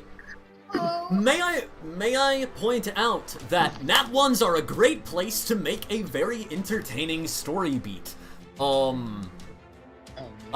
If you lean into nat 1s, that does not, like, the more you lean into nat 1s does not make your character more likely to die by the nat 1s, because that would be boring. I want to reward you for doing cool stories with nat 1s. With that in mind, would you like to creatively describe your nat 1? Your critical failure. How the heck do I do this? As you see, I reach over to take the second shot. My arm, like, moving over, I take the shot. It goes up, and it hits one of the ropes holding the sail up.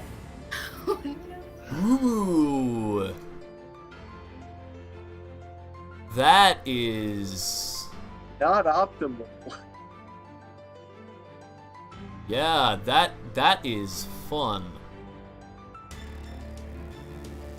Okay, Being on the Going in ship the is dice not jam. much of an option. yes. You're done for As the night. as the ethereal sail that is catching the magic to go, like, whips out, and that strong cord holding it whips. And Irina, go ahead and make a dexterity saving throw for me. Oh, What is that? 20? Yes, D20 plus dexterity, and if you're proficient in dex save. As, Dexterity plus. yeah, the rope whips. 18, 19, 20, 21.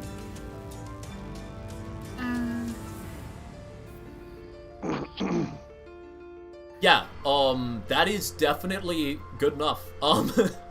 As the rope whips, you dodge the rope as it then swings and, like, Oh no. coils and wraps around the guy next to you's foot as it yanks, and then he gets pulled up towards the rigging, towards the places above. As the rope is still whipping, I'll give you the choice now. You realize that rope is going to whip that guy up to the rigging and the masts. You can use it to ride up to the rigging and the masts. You can use your reaction to grab onto the rope and let it take you with it. You, Yeah. of course, will not be tied up in it because you're willingly doing it. Yeah, I'll do that, because to get down, I don't have to, it's much easier to get down. Yeah, as you grab the rope and get whipped into the sky as the guy, like, in front of you is screaming as he's getting whipped into the sky. As you then, go ahead and make an acrobatics check for me to just see how good your footing is. As you, as it whips down and you are about to land on the midsail. Is that a dice? Or, the foresail. It would only be a single sail, I think. So that will be D20, acrobatics. So, 10, 16, 17, 18, I think. Okay. Is it the number next to the word acrobatic? Yes, correct.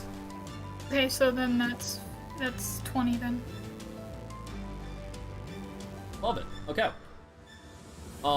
As, yes, you whip up into the sails, and you are now on the bottom foresail, which means you are 30 foot up. Okay. With this guy, This guy is like, slammed into the foresail, but then manages to kind of get loose and is up on the foresail with you, kind of getting up, but is currently prone. Fighter, is that your turn done? Yeah, that's all I got. Okay, that was turned into really successful. Absinthe, it is your turn. I mean, it's put you in a potentially precarious situation, but it was like, it is a very fun situation.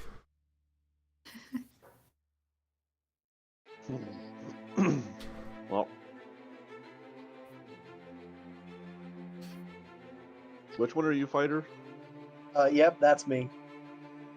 You can get a bomb from me. I'm already in the air. Do you have a grenade? You could. She does have explosives.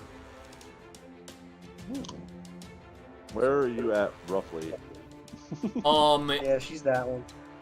Right here, they are 30 foot up, so 20 feet above you, and that's not helpful. and that distance. So I don't know which one's more helpful. And you're in the cart, right? I am.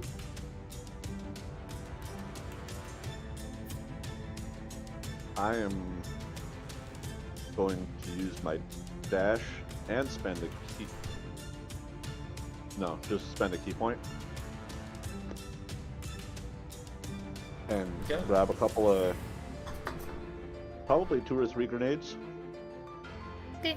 yeah, So Just grab one of the slings and set it on. Actually, Yeah. I have enough. With a strength 10, do I have enough capability to be able to fly with the thing of 5 grenades? Should be able to. So you're a, okay, so we're not gonna care about carrying capacity. Yes. We're just gonna say yes. I don't want to do that math. And then This is a Tales from Waterdeep session. We don't care. and then I'm gonna stealth. Okay, yeah. Sure, go ahead and make a stealth check. That is a 21. Yeah, you disappear in the wagon. They know the last place you were, but you disappear in the wagon.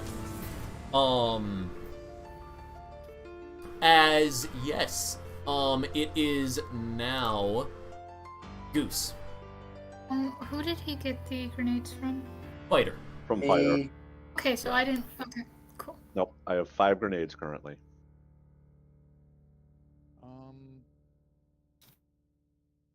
Goose is going to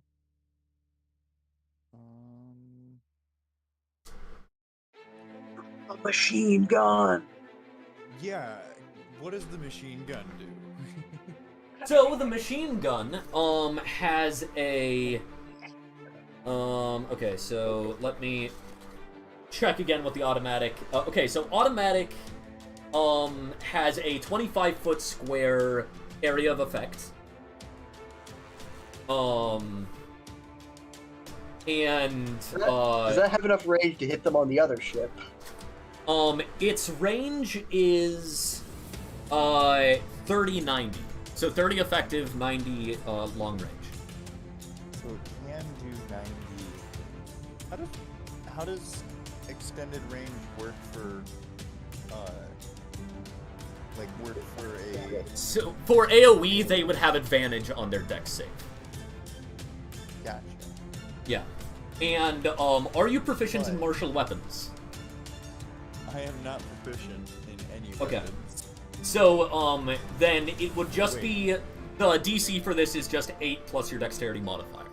Hold on, actually, that might be wrong. I am proficient. No, not martial weapons, just simple. Is it the same then?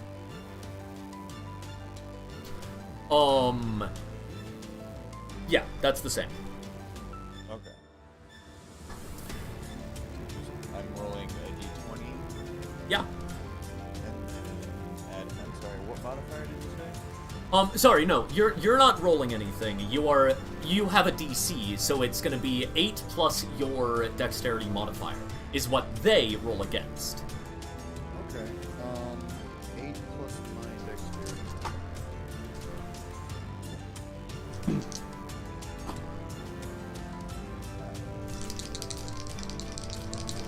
Okay, that is going to be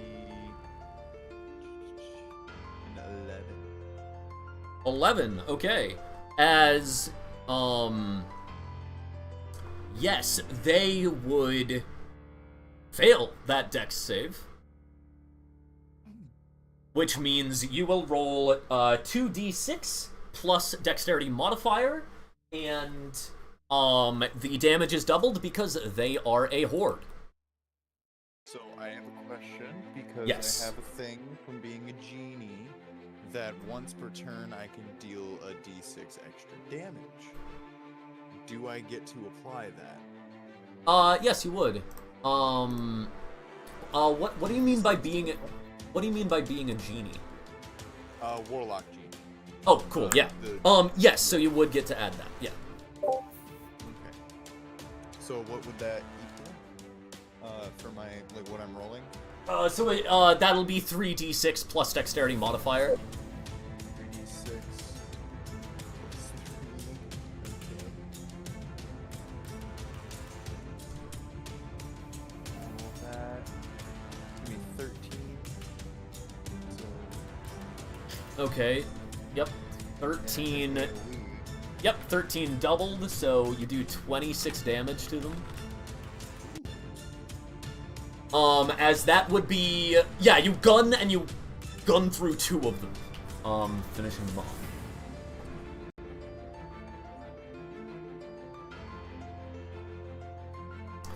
As... Yes. I'm gonna say...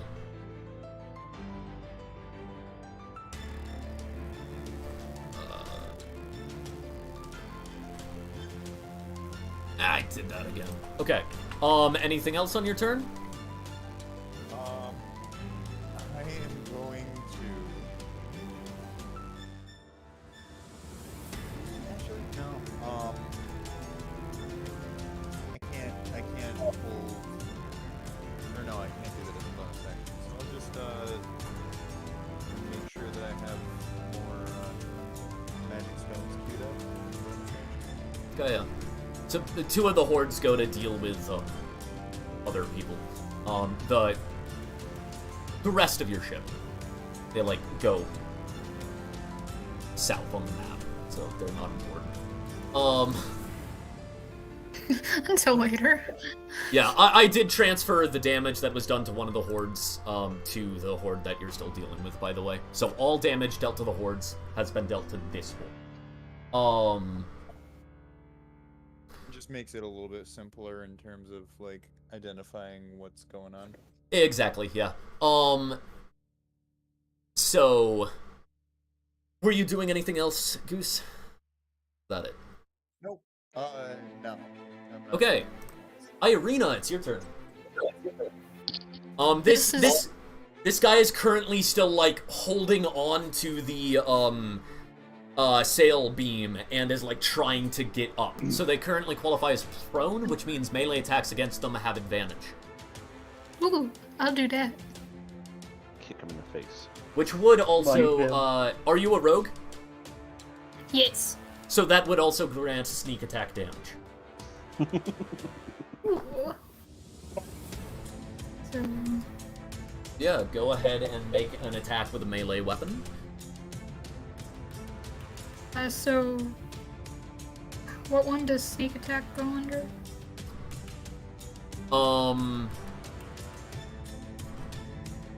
Sneak attack will be just, It's just damage, isn't it? yeah, it's There's just no damage that specific applies to a melee attack.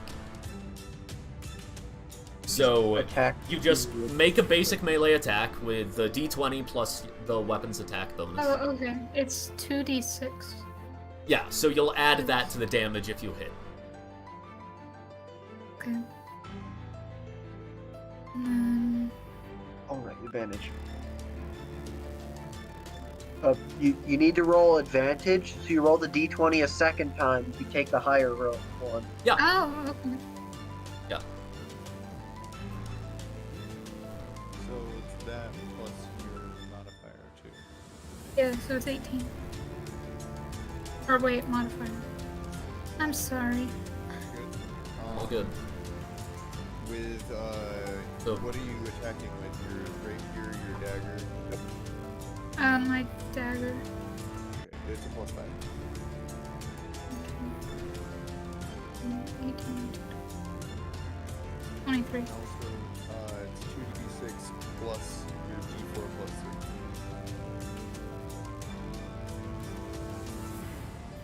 Okay.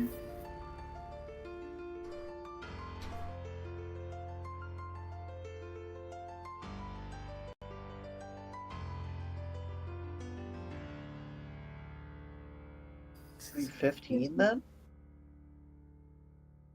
Yeah.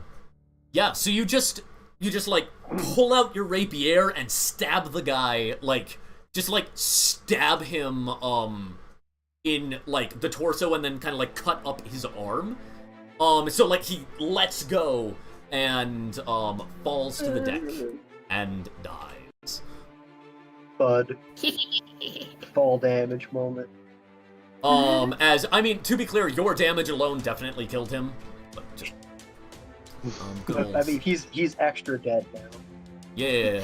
Insult to injury. Well, I mean, he's not as dead as the other two who you guys threw overboard, but like technically that guy's soul still exists somewhere. Whereas the other two don't. Their souls are gone. Did we actually throw them overboard? I thought like Yeah, I you threw knocked. the one. Well, oh no, yeah, the first one got shot, so technically he died before falling overboard, so his Yeah. soul does still exist. You're right. Mine was just Unfortunately. messed up. I dealt minimal damage, but he died because he was thrown over. Yeah, you dealt minimum damage. It's just like walking up to someone and just like lightly pushing them while they're like balancing and whatnot. Yeah.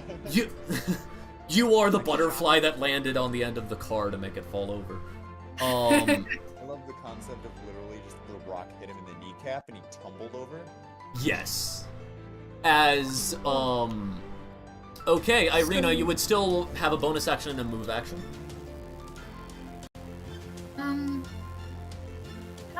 Is there really anywhere I can move from being on the mast without getting down?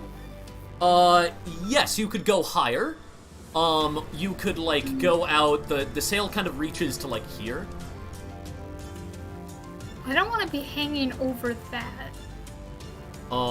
Yeah. So, but you could go like that direction. Up to that point is what I'm saying. So, the bonus action, can I attack this guy? Yes, but you would be throwing your offhand. What does that mean? It means that you won't have it anymore because you threw it. Oh yeah. Also, you're throwing a offhand, dagger. though, no Oh. proficiency bonus. Yeah. I don't want to throw my dagger.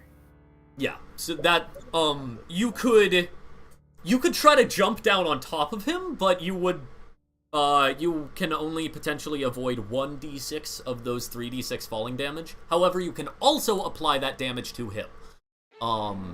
If you jump attack him. If you I'll just stay you where could I'm just at. climb down with your movement if you wanted to get down there. Okay. I'm just gonna stay where I'm at. Groovy. It is now. Okay. Yes. So.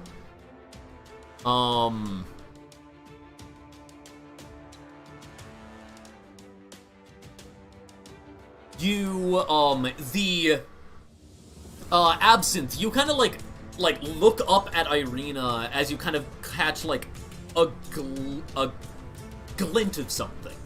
And you see on the back of her coat, almost as if it's being embroidered in this very moment, is a representation of you.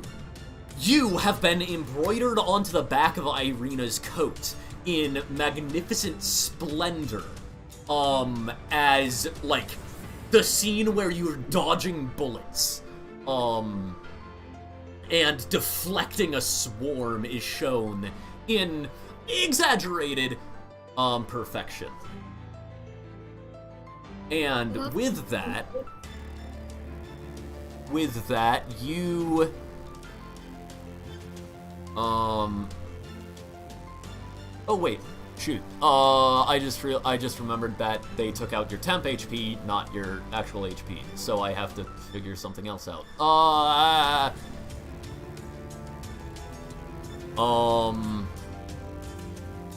We'll go ahead and do that one then. You can...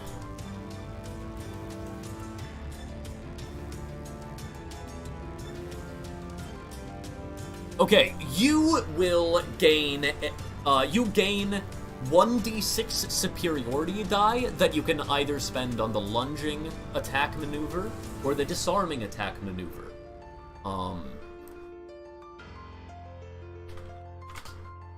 I can look those up and send those to you if you need.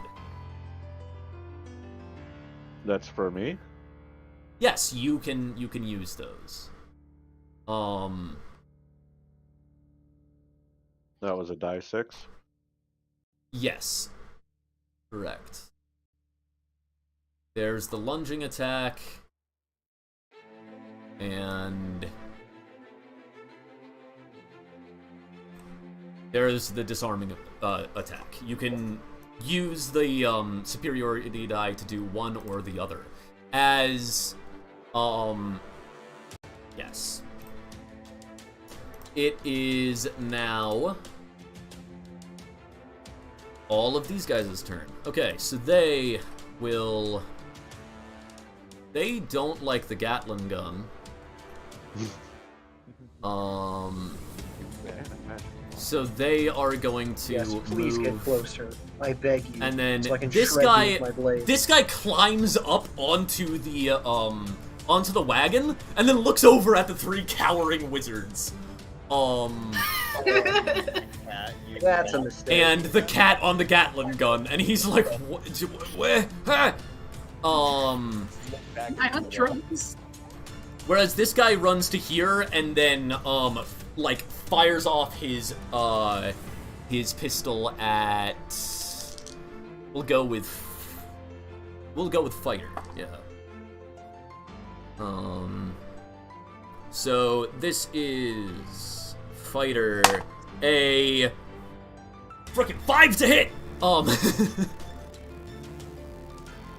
Yeah, that's a definite miss. As then roll another event. And that is okay. No, I'm re-rolling that. That's a boring event. Giving me another event. Okay, that works, yeah. As one of the crew member on the, like, main deck kind of looks up and, like, pulls out a musket and fires, targeting this Reaver as he's climbing up. And hits, and then just shoots the Reaver through the head as they fall. It's back up to fighter. Okay, so there's still this guy left, and he did just shoot at me. Correct, yeah. Steady aim rifle. I'm gonna make him regret his existence. Okay, yeah. As the Warhorse does, like, kind of rear up, does qualify as an allied creature, you will get sneak attack. I mean, I also have advantage from steady aim, so I have triple it. Oh no, that's only double advantage, but still. Yeah. That's a 15 at +7. I don't think I need to roll that a second time. You don't get advantage from a creature being next to you. You would I get advantage from using steady aim as my bonus action, and then taking a shot. Just a normal advantage, not double. Yes. 5d6 plus 4. That is 5, 6, 7, 10, 13 plus 4, 17 damage. Okay, yeah. You fire off and just bolt in the face. They're dead.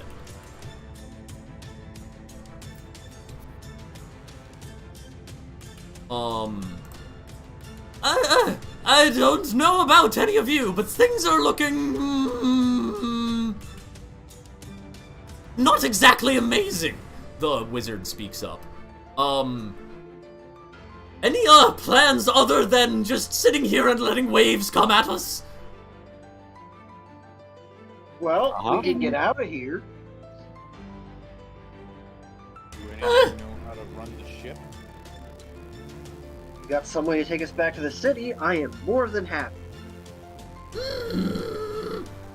Just starts like, he brings out his book and starts flipping through.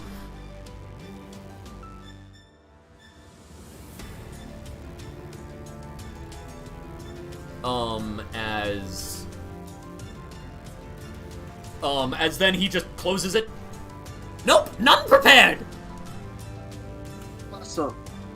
Thanks. Lovely. Stay out of gunfire. You're welcome! You got anything that can shoot? Something that can help us out here? Summon, perhaps? Something?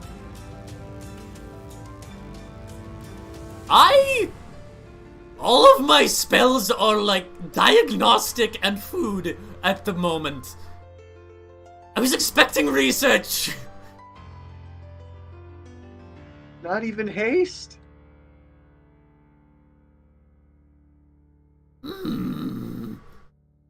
No. Lovely. Alright. Useful. Is he like... I could teleport someone, but that's it. Just one person? Yes.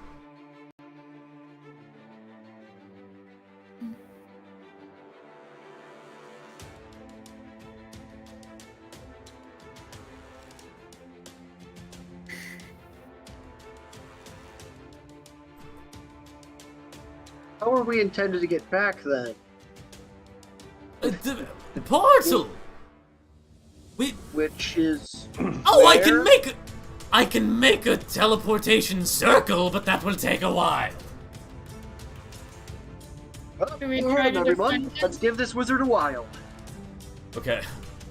Let me look up how long that spell takes. Doesn't take I'll need a minute. That's 10 turns. Do that. I can do that. Yep. I'll end up Okay, yeah. With his little goons back there, can it go faster or is it not? No.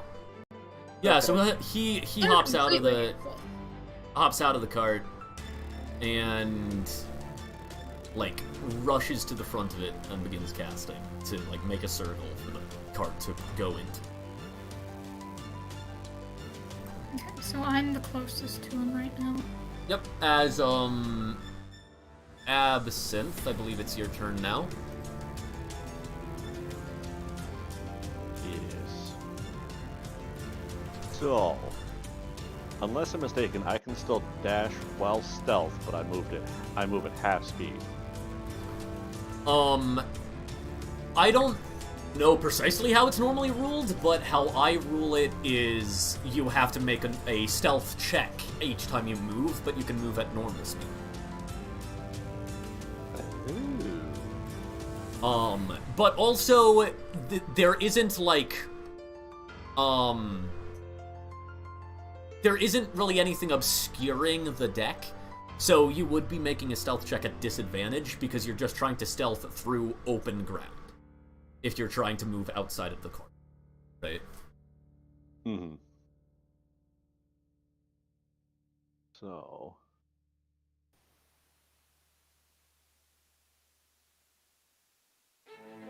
I am going to go out, and I'm going kind of out and down. I'm not going, like, below the mist stuff, but I'm going towards a porthole on the opposite ship, trying to kind of, like, stay low profile. Okay. Yeah, go ahead and make a stealth check, disadvantage. 18. Okay, yes. As you like dive down, like moments before, like you see like someone like gaze pass right where you were before diving down. You just pass the stealth check, and yeah, you can fly over there. All right. Go ahead and move yourself. How far down roughly is it to the? It's, like, roughly 10 foot down to, like, be right above the... Or, no, it would be roughly, like, 30 foot down to go right above the mist. The portholes, we're gonna say, yeah, 10 foot. From the deck of the ship, which you did fly down before, so you should be at deck level now. So that's 30... And then if I go down to 20, that'll give me 10.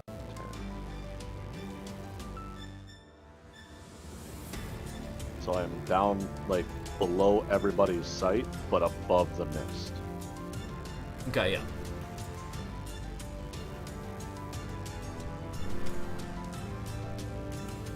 If I use a key, do I double the dash?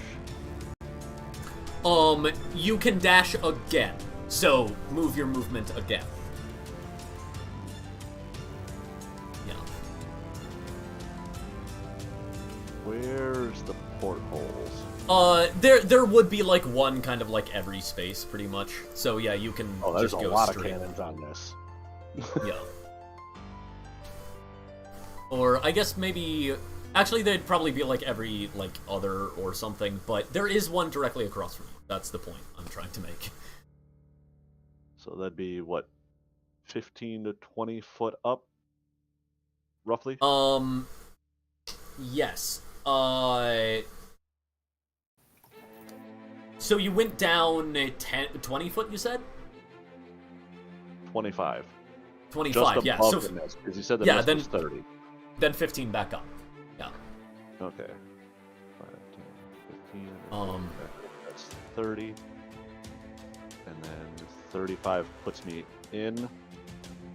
Do I see anything that looks like it could be a munitions room?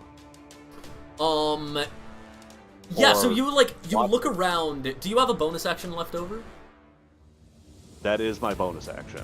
Okay, yeah, so your eyes are adjusting and it's dark. You look around and you see all, like, the crew, like, loading their cannons and whatnot.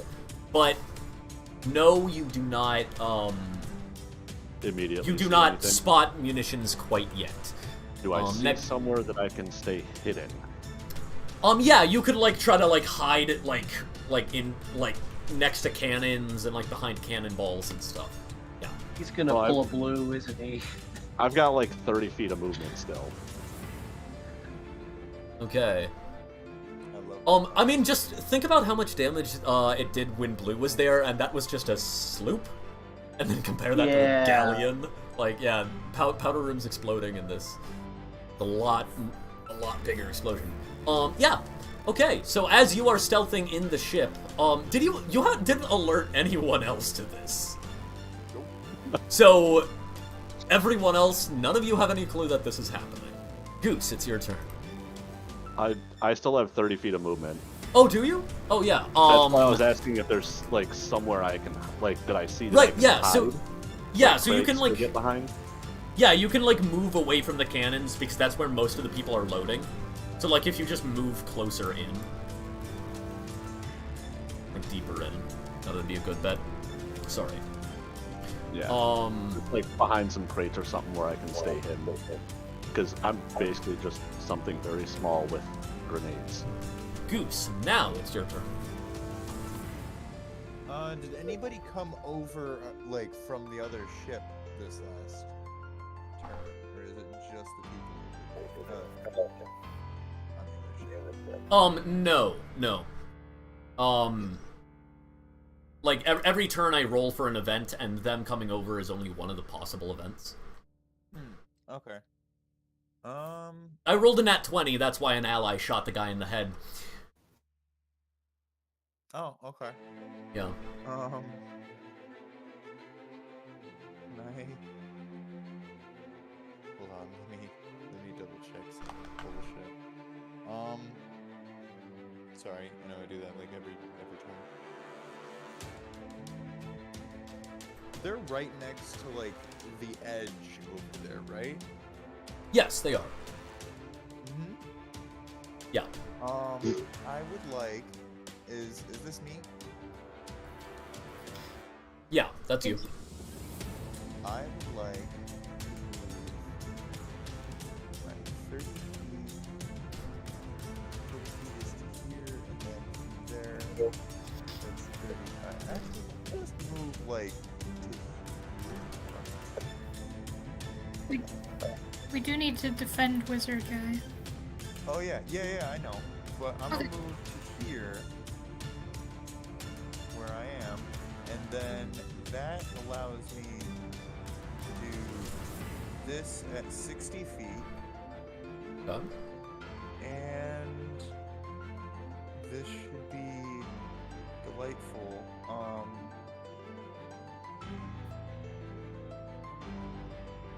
Where's 40 feet? 40 foot radius fog cloud. I'm just gonna make it impossible for them to see when they're swimming. Nice. Yes, so that is... Actually, if I can, like, try and... Or no, I'll do darkness instead, because I can see now. I'll do darkness instead. It's a 60-foot range, and, okay. 15-foot radius. So, I want to try and center that. 15-foot radius, yep. I'm just putting it up there for... Oh wait, radius, sorry, no, I did that at 15-foot diameter. Yeah, that's 30-foot diameter then. Okay. So that's like...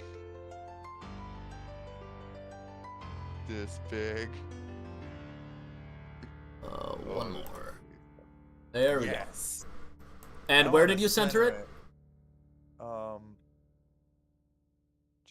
I'll center it literally just, yeah, perfect, right there. Lovely. Yeah. You guys, you can't see shit. Good cat. Nicely done. Does that extend? Hold on. So, oh, technically that, yeah, Absinthe, you would see just, like, a portion of the ship just turns into a void. Yep. Like, the void of light inside of the thing. Corners. It spreads around corners, so that would reach below decks as well.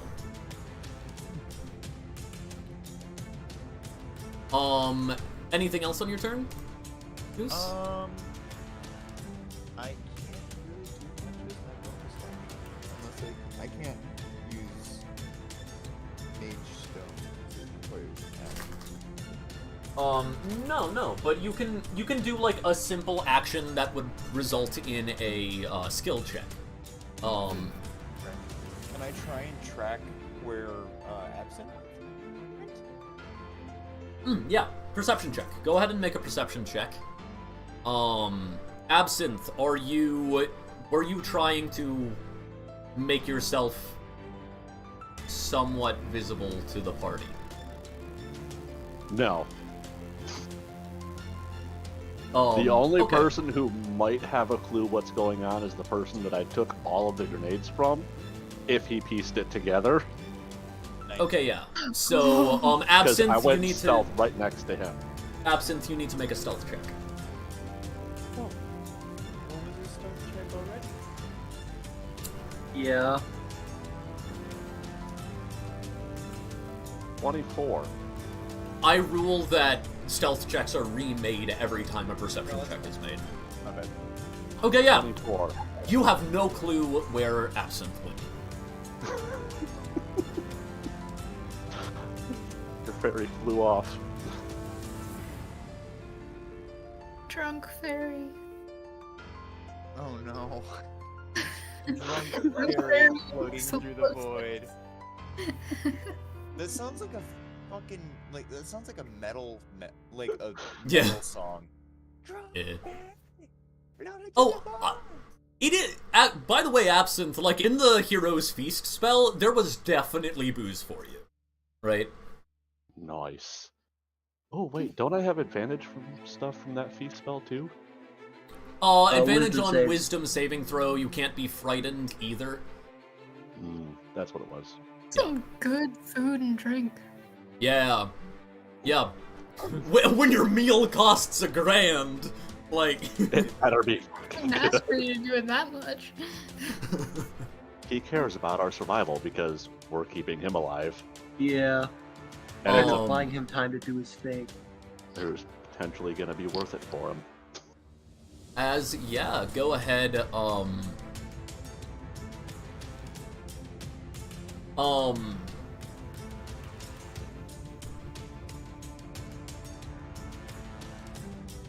yeah, so you are,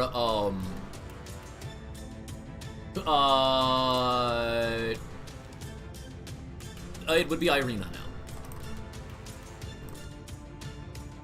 Right, Irina. So we don't have anyone on our ship right now.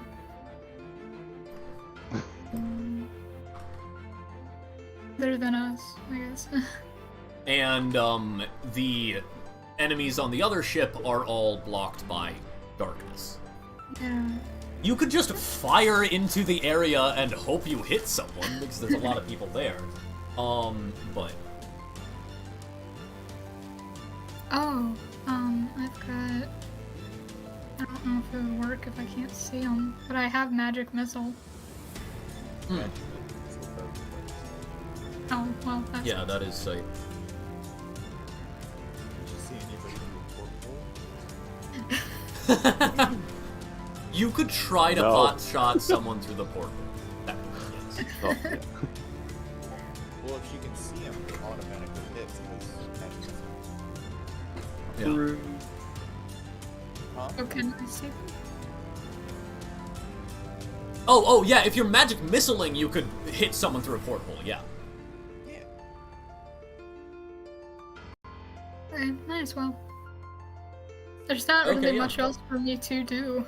I'm gonna go ahead and when you do that, rather than actually, like, rolling to damage people, because I'm not gonna track all, like, 300 people on this crew, because this is a frickin' galleon,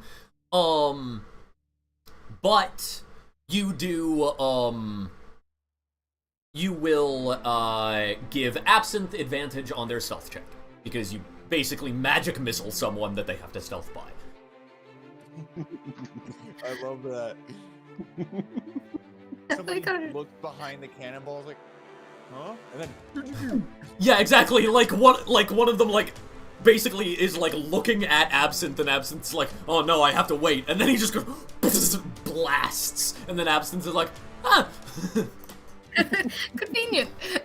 that is anywhere from 6 to 15 damage, to be fair. Yes. That's enough to definitely distract him.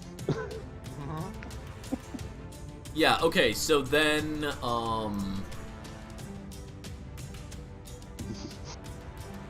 that.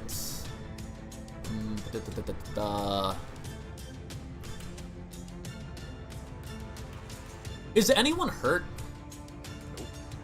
Nope. Okay, good. You don't sound happy about that. I'm trying to figure out what the coat does, because it aids the party somehow at the end of each of your turns. Make me fly. I can't do that, unfortunately. Make me faster. Wait. Definitely have to name this coat. Wait. How heavy is it? Wait. What? Waiting. Okay, I would like everyone go ahead and make a perception check as the coat shifts and spreads and expands. I'm assuming not me. As it, yeah, not you, Absent. As it stays connected to your arms,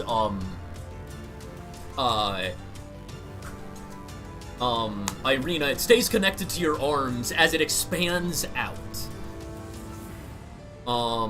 But yes, I would like, everyone to make a perception check as it does so. 13. Roll 20 doesn't like me. It didn't like me earlier. So, so 17, I guess? Why are you just gonna walk in there and stare at me like that? 17. Okay. Groovy. As suddenly, the coat is now a Da Vinci glider. Oh. I'm sorry, what? The coat is a Da Vinci glider. Huh. Love this coat.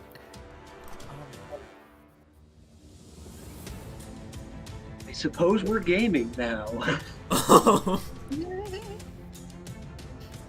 Yes, so that is connected to you. This coat is connected, the Da Vinci glider is connected to you, so you will, like, you'll be able to move,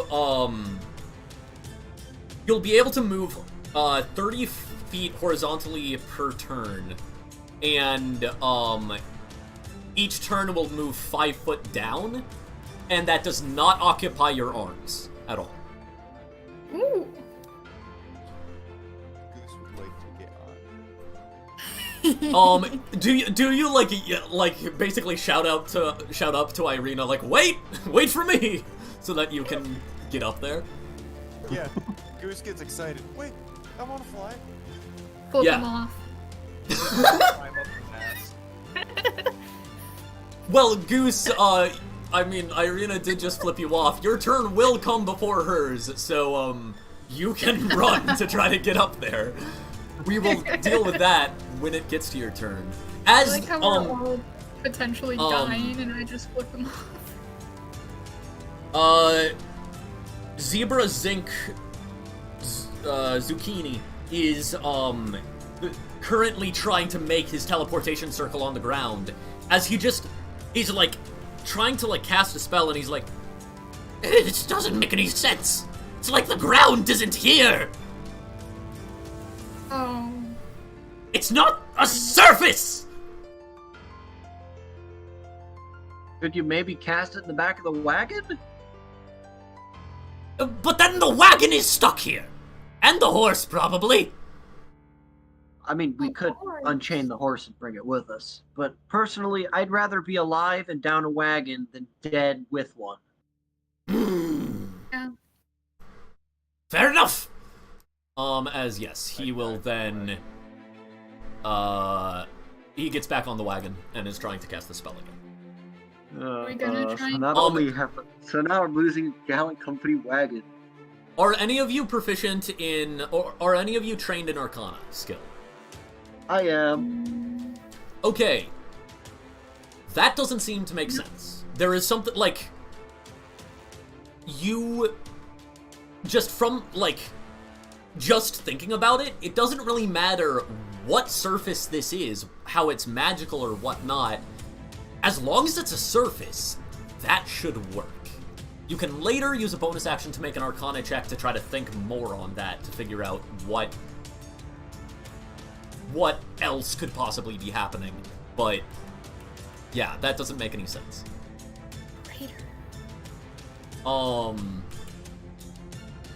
As it is, oh right, the event. Okay, nat 20, there's no one to shoot! They take a shot into the darkness and nail someone. We see them tumble off the side. They do that. I am gonna roll another event just because things should happen, otherwise it's boring. Okay. Oh no.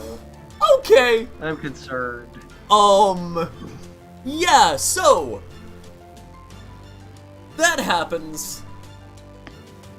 Okay, so a dog, a mastiff, with a keg hanging around their neck,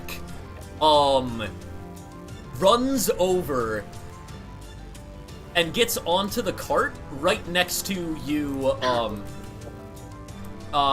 yeah, gets to the middle of the cart, and, you recognize this dog. This is the dog's ship, Bruno.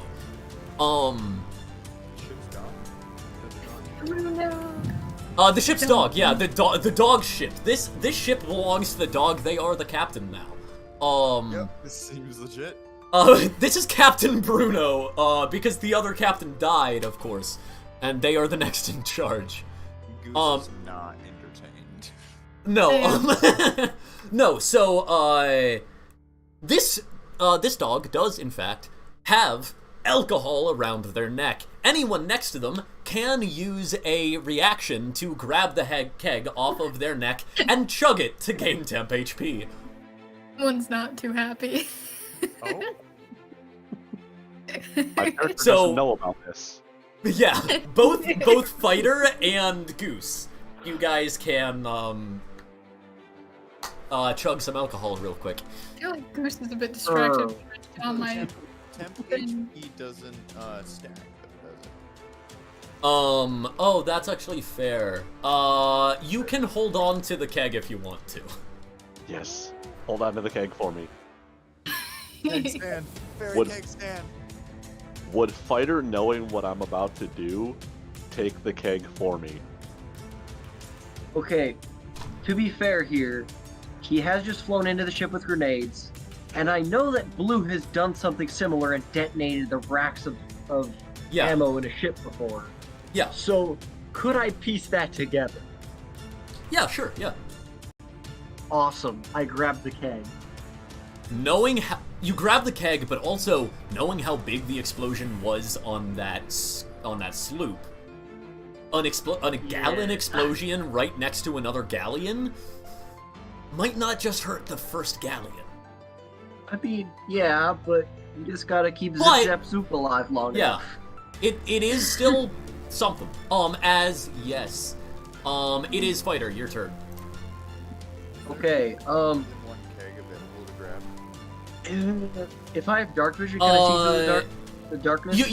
You like, as you think about that, you know the dog knows how to fetch. Bruno knows how to fetch more kegs. You can tell him to go fetch more kegs. Get a keg. Boy. Okay, yeah, I'm gonna add Bruno to the initiative order now. Yes. I'm Unlimited so alcohol. happy. Bruno the keg master. Can I Bruno have the dark keg vision? master. Can I see through the darkness cloud or no? No, it's gonna be No, absolute- because it's magical darkness. Cool. Dark. I reload yeah, my dark gun. vision doesn't- Okay. Is that an action or a bonus? It is a single full round action for. Wait, actually, no, you're not. That's not a musket. That's a normal It's a rifle. revolver. Yeah. So it just has the loaded feature. So I've taken 2 shots out of the 5. Oh right, if no, I yeah, wanted to yeah. full I reload forgot it. you have the revolver. So Yes. the revolver is a full round action, but it reloads all of the chambers. Yes, please, Bob. Yeah, So, yeah. fine. Okay. I mean, I can't really hit anything else. As okay, as it is now Absinthe, it's your turn. have my eyes adjusted enough that I can find the powder? Like, Yes. where are they going to get? Yeah. So basically, go ahead and make a perception check, because there is a lot going on below deck, a lot of people rushing around. So make a perception check to see if you can figure out where the powder room is. 5. As you're kind of like trying to look around, you can't quite tell. You can use your move action to make move action or standard action to make another perception check to try to figure that out, or you can start flying to random doors and hoping you get it. There's like a lot of like kegs of gunpowder and stuff all around from the cannons and everything, right? Yes, there are, like, kegs nearby different cannons. And I'm assuming everybody is on the port side of the ship over here. Yes, yeah. There are not kegs over on the starboard side. There's only kegs on the side that is being used. They wouldn't have had it pre-staged. They had it up on the other side. No, there aren't actually any cannons on that side either. Like, it appears that they've moved all of the ship's cannons to this side. That's it.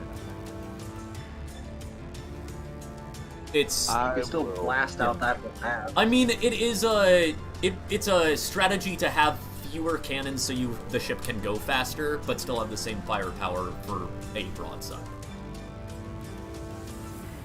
I will use my move action to try again. Okay, yeah. Make another perception check. Nat 20. Yes, I mean, you not only realize where the powder keg room is, but you realize that only the, gunnery officer actually has keys to it, as they have kegs out here. You see the gunnery officer as well, though. And the keys on his belt.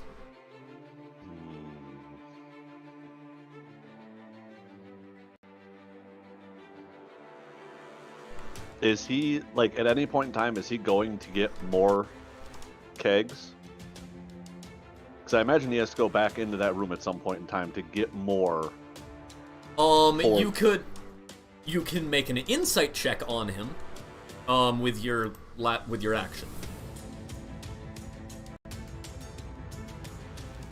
To figure that out.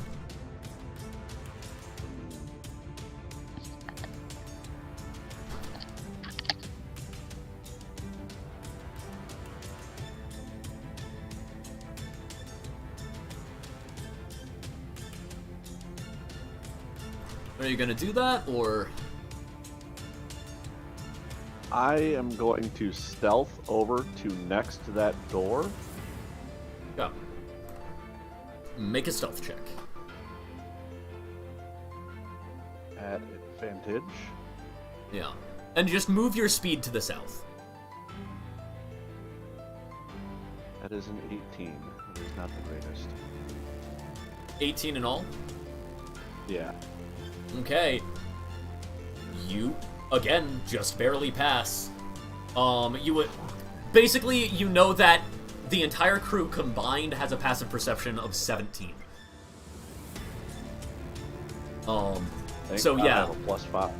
Both stealth checks, you've made it 18, like, just barely both times. So I'm just gonna sit by the door and wait for him to go in. And Okay. then stealth in behind him. Okay, yeah. Stealth in and out. Yes. Okay, Goose, it's your turn. Are you gonna run up to try to get to Irina?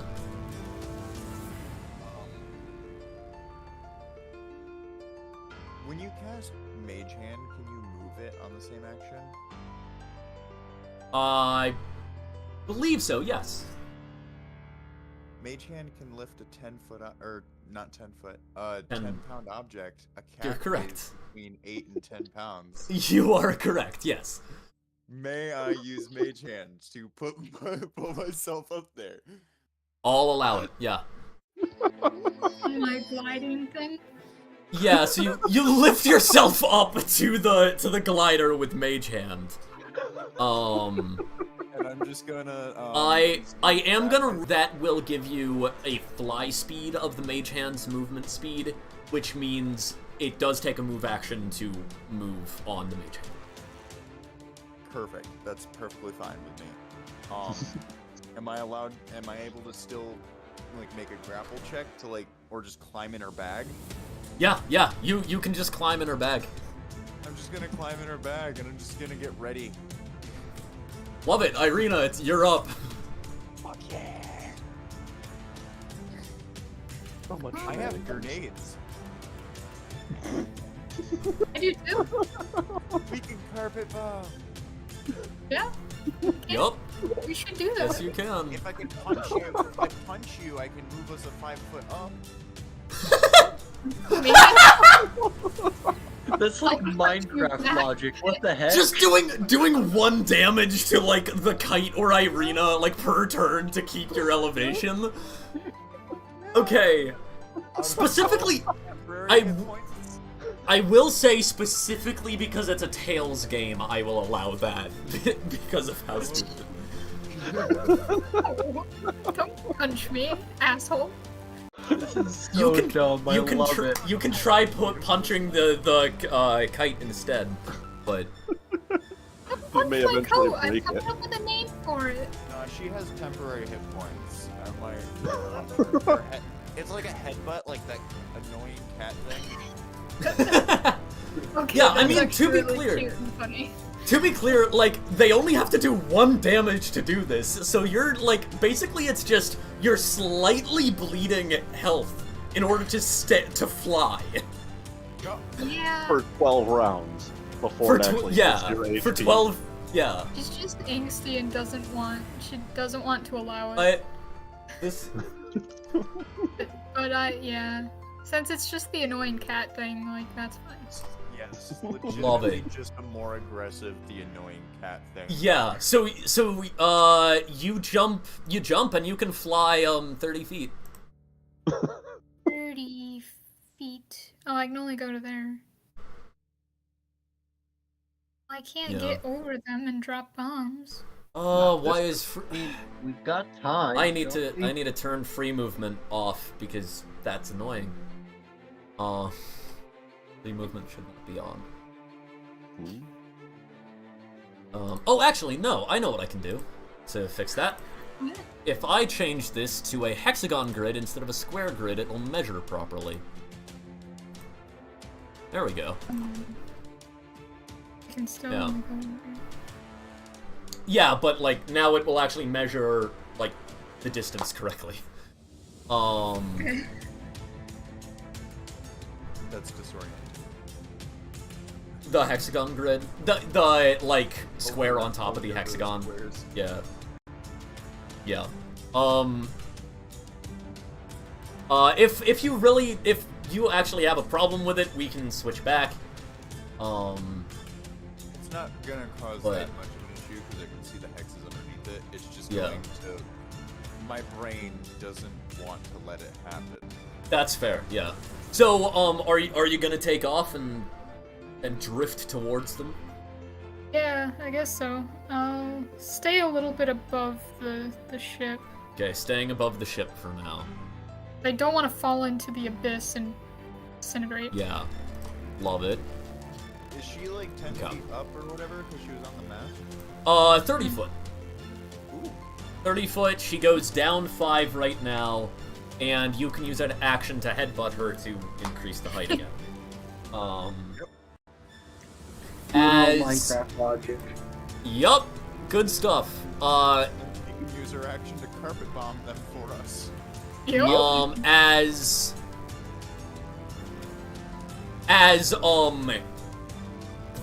feel the straps of the coat moving as it shifts, and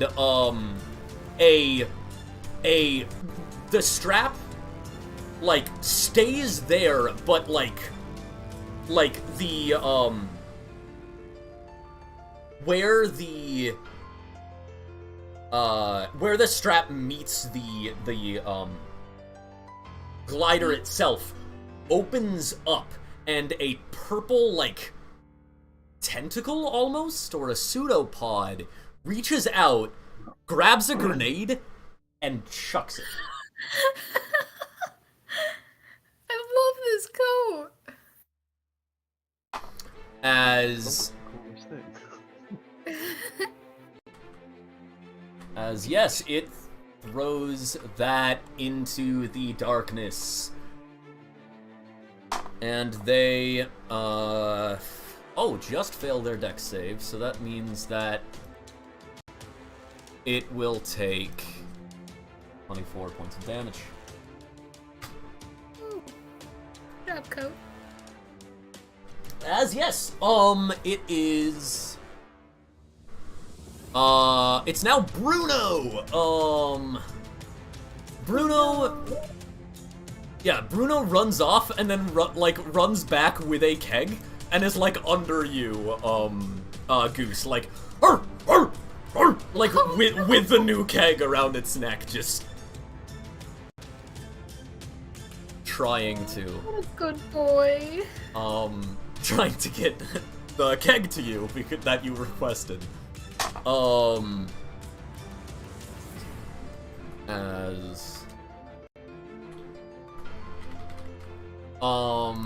The wizard is doing the portal stuff, and one turn has ticked down. Roll an event. Goose will be right back. His computer just freaked out on him. Okay, that's fine. Here for 10 turns. Unless you come up with another plan, essentially. Okay, that is...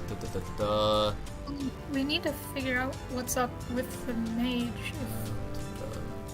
If he just doesn't know what he's doing, or if he's... I don't know. Okay. 1, 2, 3, 4, 5, 6, 7, 8. Okay. Okay, yeah. So, okay, yeah. So rigging whips, the loose sailed is still whipping around as it whips and then, like, grabs the, hits the, horse. As the horse, and thus the wagon, gets yanked. As that is... 1, 2... Is the wagon a queen? Yeah. No, the wagon's a king piece. As the wagon gets thrown over here, I would like everyone who was on the wagon to make a dex saving throw, so that's just you, fighter. Mm-hmm. Ooh, I profit this. Okay. 11! Oh, no. 11! Okay. That is... actually a little bit better than you might have, hoped. Okay, yeah, as one of the, assistants gets flung off of the, ship as he loses movement, or loses grip, and then dissolves in the phlogiston below. As... oh no. Okay, ZZZ, also gets flung off the ship. Oh. And dissolves. That's so is he just permadead now? No. Generally that's what the phlogiston does to people. Is it kills them. Alright. Well, there goes our ticket home. Useless? As yeah, your ticket home is gone. The captain's as dead. Fighter. How are we gonna get out of here? Fighter, it is That's your a turn. good question. We don't even know where we're going right now. You know, I remember seeing that legendary magic item that could, you know, help me planar travel, and I thought, oh no, I'll never need that.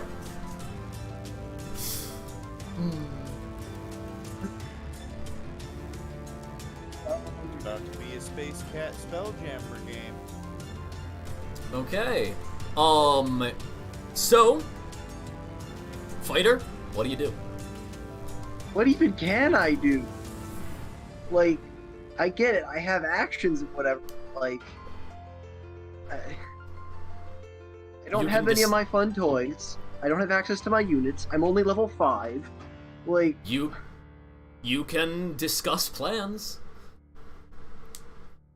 does anyone else have an idea? Mm, I'm gonna keep headbutting. Irene, no. great idea. Just take over. So- I mean, That feels a whole lot easier said than done. Is there another option? Just because you're right doesn't mean I have to accept it. Just because you won't accept it doesn't mean that I have to care. Very true. I'm a cat. I don't care any time of the day. Work to do. I can attest to that. It's supposed to be a 2-hour game, Kiarl. Sorry, he's about to be done. Yeah, we're about to be done. I'm a cat. I'll just get adopted by Prime. You guys. What would fighter do when faced with seemingly unbeatable odds?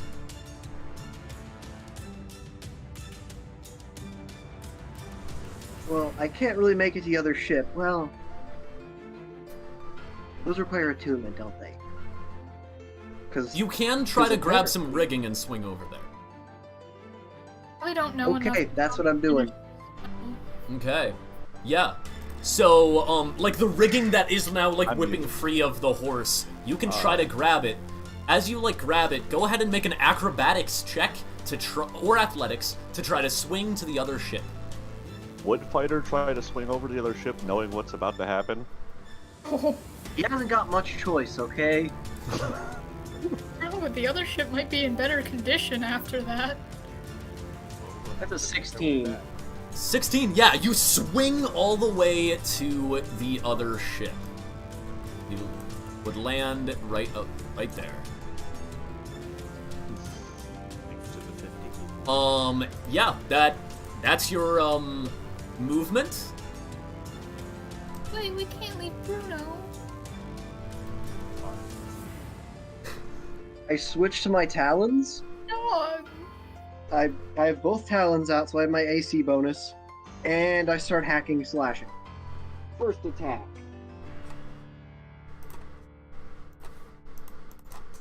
That's a 17.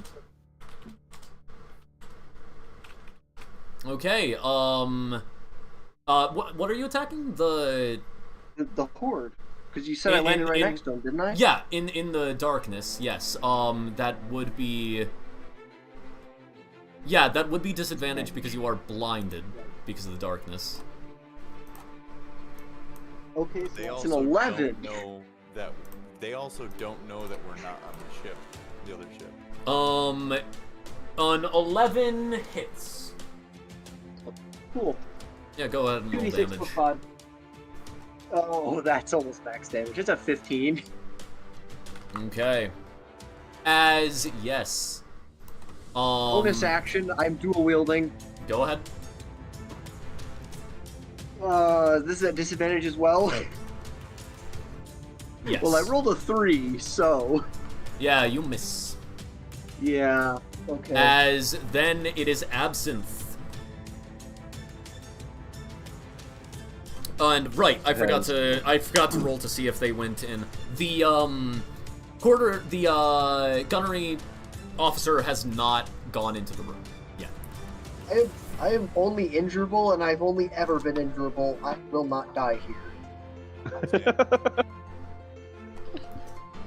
This has been my thing since day one of playing this character. I am not making this up on the fly. You could try to pick the lock or break through somehow.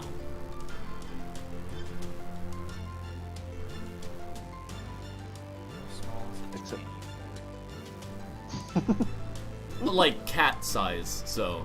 Not small enough that I can fit through, like, under a crack in the door or anything like that. Yeah, no. Wait, but I'm not cat sized. But you have no idea what's going on. No, Jarl, I'm not Yeah. cat sized. Yeah, yeah. Wink, wink, nudge, nudge. So subtle. What is it, a dex check to try to pick the lock? Yeah. Dexterity Thieves' Tools. I don't have thieves' tools. So never mind. Do it with your hands. You can grab a random object from nearby and it would be at disadvantage. So, untrained dex check at disadvantage to try to pick this lock. Straight dex. Ooh. Or do I try to sleight of hand him and steal the key? Because I imagine he's probably slightly distracted and not expecting somebody to take a key off his belt. Yeah, you could definitely try. Fuck it. I'm gonna try it. Okay, yeah. Go ahead and make a stealth check first to move up to him. I'm fucking ready. 20. Okay, sleight of hand check. This is where... 7. As, yeah, you, like, try to pull it off of his belt as then it, like, yanks a moment as he, like, turns around and he's like, "What the? I fatty!" As... Can I just rip it off him and take the key now? Go ahead, make an athletics check. Remember that you do have reduce effect on you, so you should, have disadvantage on that strength check. Strength athletics to get it away from him. I don't think it'll matter, though, looking at his roll. 5. Oh, okay. 5 in all? At disadvantage, you said, correct? Yes. Yeah. Well, he got a 6. Ah, you son of a... Can I use a superiority dice?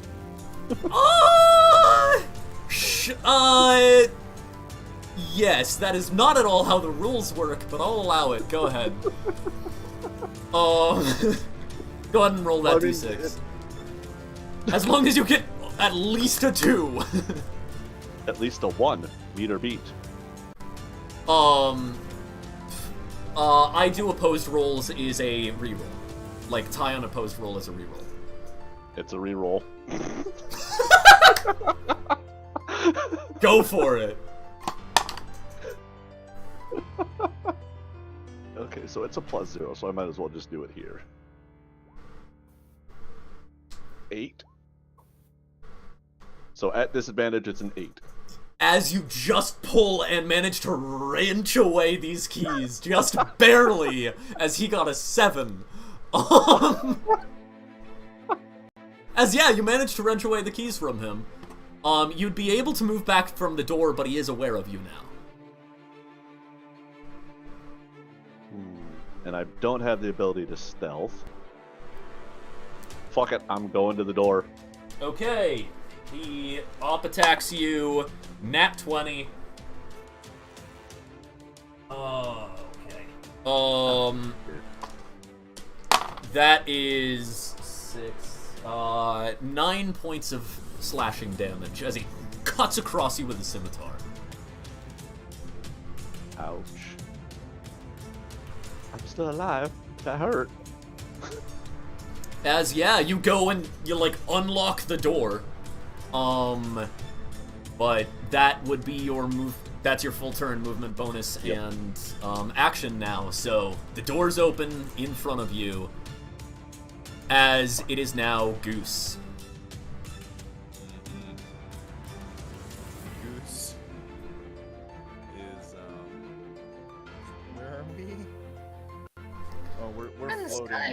right there, yeah. 25 feet above the deck. Yeah. Are you gonna headbutt the kite? No, I'm a headbutt.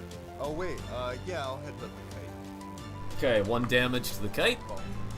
Poor coat. As you move it. Plus 12 hit points as well. Move it back up.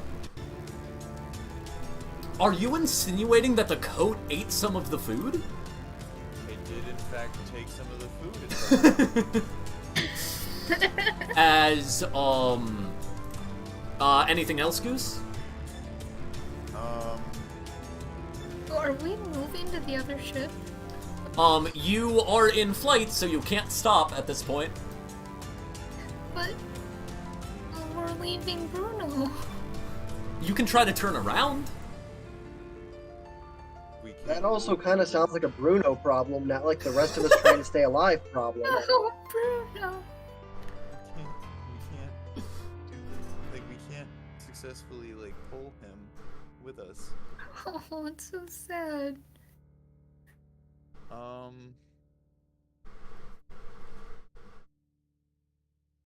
I do enjoy that you're sad about the fact that you can't bring the dog to the ship that's about to explode. That is a very funny thing to be sad about. In all fairness, her character has no idea the ship is about to explode. None of you guys know, but it is really funny. Is Bruno there?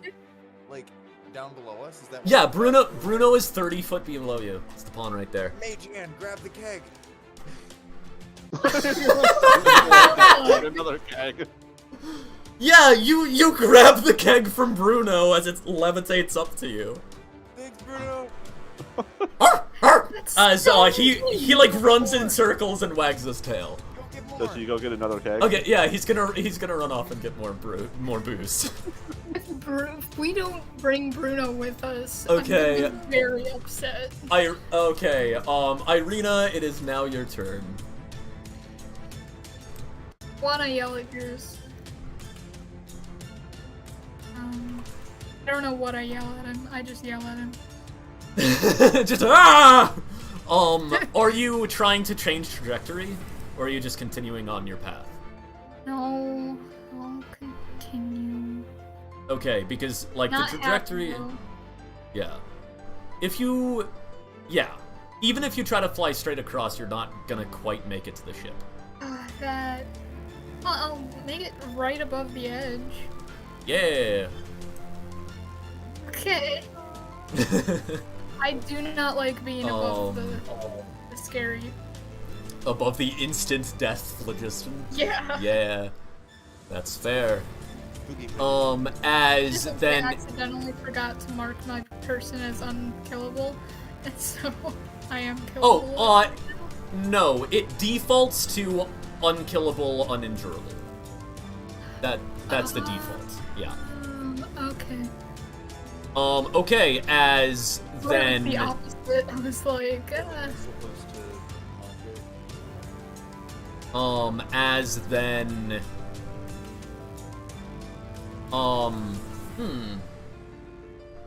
we can talk about marking characters after the session's done. But okay, so that's an interesting question. That is an interesting question. I have no way of knowing. Yeah, okay, cool. As it's Bruno's turn. He runs off and then runs back with more booze. Good boy. And he's just like on the like at the railing of the ship going arr, arr! As then ZZZ's dead. I could roll an event despite the fact that no one's on the other ship. Anyway. The ship might do something that's helpful. Considering there's no more. It's like a single. It's like a tankard, basically. Oh, okay, okay. Yeah. Considering there's no more lines holding the ships together, it might start drifting away. Oh no. Yeah, so a few of the pirates at this point do like kind of disperse. So what that means is they've spread across the ship. There's still only 50 of them. They're just farther apart. And a few of them do jump onto the other ship at this point. Not that really is pertinent, but they do. Do they have difficulty doing so through darkness? Yeah, two of the three do fall off the ship and dissolve, but, as then it's Spider. Okay. Am I still in the darkness like you can't see around me? Correct, yes. Okay. Can I leave the darkness without provoking an attack of opportunity? And without using disengage? Well, yes, because the people next to you can't see you. So... Cool. Yeah, you back up and leave the darkness. My full 30 feet. You can only move 5 feet before you get out of the darkness, and then you're adjacent to someone, and, technically you wouldn't be moving through the horde, you'd be moving next to the horde, so yes, you can move. So, I move out of the darkness. I can see now. There you go. So, do I see anything that looks like a portal, like the portal, anywhere? You look around, make a perception check to kind of like, you look around the ship so you don't see anything immediately, but you can, like, scan the horizon and look in depth, try to look in windows, see if you see anything. That's a 19. You see nothing. No such portal. Okay.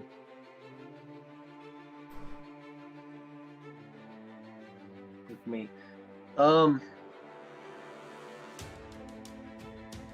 Do I see, like, a lifeboat or something I could take that I could, like, swim off in? Yeah, you could try to, like, steal one of their dinghies. Okay. Is there one on the opposite side of the ship? Yes. Yeah. I have this thing called Cape of Mountebank, where once a day I can cast Dimension Door. Yeah. Damn. What's the range on that? 300 feet. Yeah, so you just bamf into the dinghy. In a puff of smoke. Yup. As I detach the dinghy and I'm out of there. Screw you guys, You're just trying to get away. As Absinthe, it is now your turn. So, I am in here. I am no longer worried about stealth.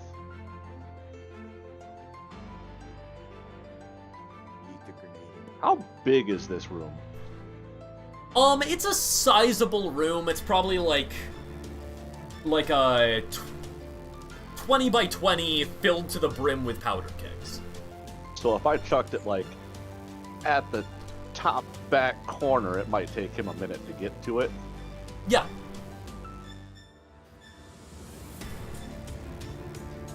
I have a better idea. Give yourself 6 seconds.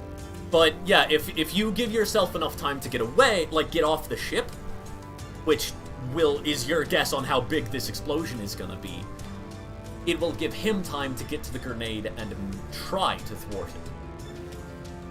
Well, track the guy, die like a hero. Or you can just pull the pins, yeah. What we're gonna do what? is we're gonna set the timer on one of the grenades to 6 seconds. Yeah. So it won't be till roughly after my next turn that it detonates, right? Or should I set it to 7? Yeah, basically what we're gonna do is, you'll set it for that amount of time, and every 6 seconds you set the timer for will, give people advantage on their check or saving throw to, get away from the explosion. Okay. So we're gonna set it so that I have enough time to basically move for 2 turns. Okay. I'm chucking it into the top corner as my action. Okay. Yeah. And then on the move out, I'm gonna close the door and lock it, and throw the key out the portal. Okay, yeah, you take the time. That is taking the time to do so. But you do take the time I will to close and sacrifice lock movement it. for it. You, okay, so we are no longer paying attention to initiative in the map, as this is essentially the end of combat. You will get to roll a dexterity save with 1 advantage. You will get to the deck early enough to warn the others that they will also get a dex save with advantage. Am I able to use a key point? I have one final key point. To do what? To double my movement. Yes, I will. That'll give you another advantage then. So you will roll 3 dice and take the best. Oh. And Fighter, you're out of here. You don't have to make the check at all. Fighter, guys, I'm going home. Shit, I'm out. As yes. As you run and, like, basically you're, like, diving from the ship, probably trying to get back to your, where are you running to? Out of portal, up and out. Okay, yeah, you're just flying away as far as you can. As you're flying away, you hit the edge of the air bubble. And then it's only momentum carrying you, as your fly speed means nothing in astral space. As you are flying away, and you have shouted to warn the others, the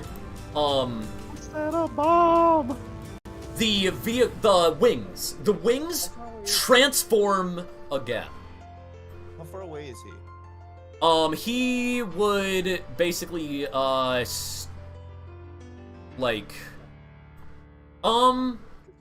We're 30 feet up. Yeah, so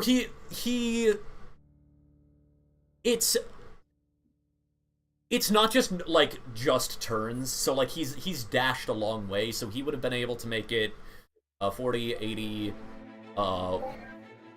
40, 80, 120, plus another 200 feet. 200 feet, so he's 200 feet away from us. Yeah, he gets far enough away that he ends up, like, doing that. While he is still flying away, what are you trying to reach him with?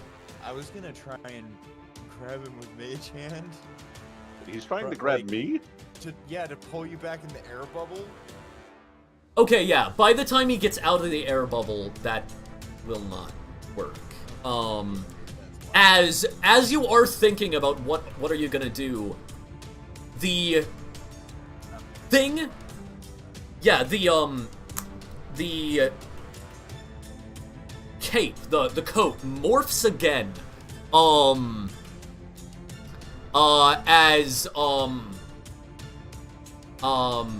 as you hear in common, as it's beginning to morph on the wings of this coat, the wings of this glider, amber eyes open up, and you hear in common, "Well, I wasn't expecting to die, but best I can do is save you." No! As your coat, which happens to be a mimic and my player character, morphs into a trunk, encasing you with stone skin still active. We still in the air? And you do, like, fall and you feel it, like, hit the ship. Wait. Did I just accidentally kill the DM? As Absinthe, you twist in the air and you look back. And your heart falls as you see the artillery captain jump off the ship with a bandolier of grenades, barely having made it in time, as he explodes, and the powder room does not. My coat! As then, everything begins to dissolve. Everything around you dissolves into colors, into nothingness. And everything disappears. As a thunderous explosion fills the air as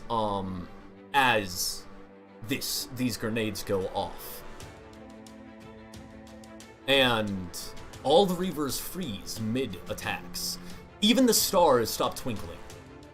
The illusion of wild space melts away, and you find yourselves in one of the magical chambers of on the simulation deck. Your memories slowly fitting back into place. You recall being warned that your first experience in the wild space simulation would be disorienting. I'm actually gonna retcon that because I forgot things. Okay, you come back, and around you is this empty room. And a hulking figure emerges from the center of the room. A humanoid that you don't quite recognize who they are. What species they are, what race. With a wing, but one of them appears to be missing, wearing a military uniform bristling with medals, walks towards you. The air around her smells like cigar smoke. As you can see, this woman growls. The Battle of Hakath didn't go so well for Captain Sardax and her crew, but her last battle makes a good testing for new recruits. My question: who are you, and what are you doing on the simulation deck? And what is that? Points to the vehicle with the minigun. And that is where our story ends, as you eventually manage to make it back to Waterdeep and Gallant Company. All of you completely fine, including the wizards you were with, who you thought dissolved. You were on an illusionary simulation that you later learn is on a Spelljammer crew academy that you on accident teleported directly into their simulation through the portal. We teleported into their simulation. Wait, blew it up. So if I stab myself, could I have woken up? Yeah, basically. You know, that thought twinged in the back of my mind, but I'm like, no, he'll just kill me, lol. If you guys would like to play the rest of this adventure, by the way, you could come back with these characters and play in Spelljammer. It's probably going to be running on Sundays. Not starting this next Sunday, but the Sunday after that, most likely. We can also continue playing on Thursdays, or you can continue with the missions you've been doing anyways. Sundays, unfortunately, Goose and I have prior engagements. All good. That's when our in-person sessions run. If you guys if the Thursday games choose to play Spelljammer, they can.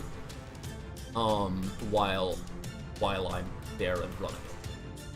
I would love to play Spelljammer as a mimic. That sounds so fucking cool. Yeah, so by the way, the party does end up meeting my character, who is a fashionista mimic named Handkerchief Hem, who likes to turn into clothing and try to match people's styles. Do I still have my coat? Yeah, I'm still hanging out with you. Yeah, heck yeah. But you do now know that your coat is in fact a person. That means there's no real alcohol either. So would no, I have 2 kegs of alcohol. Oh, sorry, Bruno and all of the kegs do also dissolve. Those did not exist. That was all an illusion. That was all an illusion. The alcohol you got at the feast was not an illusion, but yeah, the extra kegs. Goose meets Handkerchief Him. Correct? Yeah. Correct. Before we can continue doing some roleplay, but I'm going to put out the end of session rewards right now so that people can get away when they need. Thanks, Fighter, for putting up with it. I will make an effort in the future to make Thursdays hard 2 hours for you, and myself as well. But okay. Normally, I'm not opposed to it, but I have essential science homework I was supposed to do last night, but I had a speech today, and I remembered I had essential science homework at like 5. Oof, yeah. Okay, so there are... Okay, how many players are there? There are... 4 of us. 5 in the party, because I had a player character as well. Forgot, you run things cool so that you can play too. Yeah, but they were a pet NPC, and the person paying you didn't know that I existed, so I'll split the money amongst you guys. There's no reason for me to have it. I don't need money.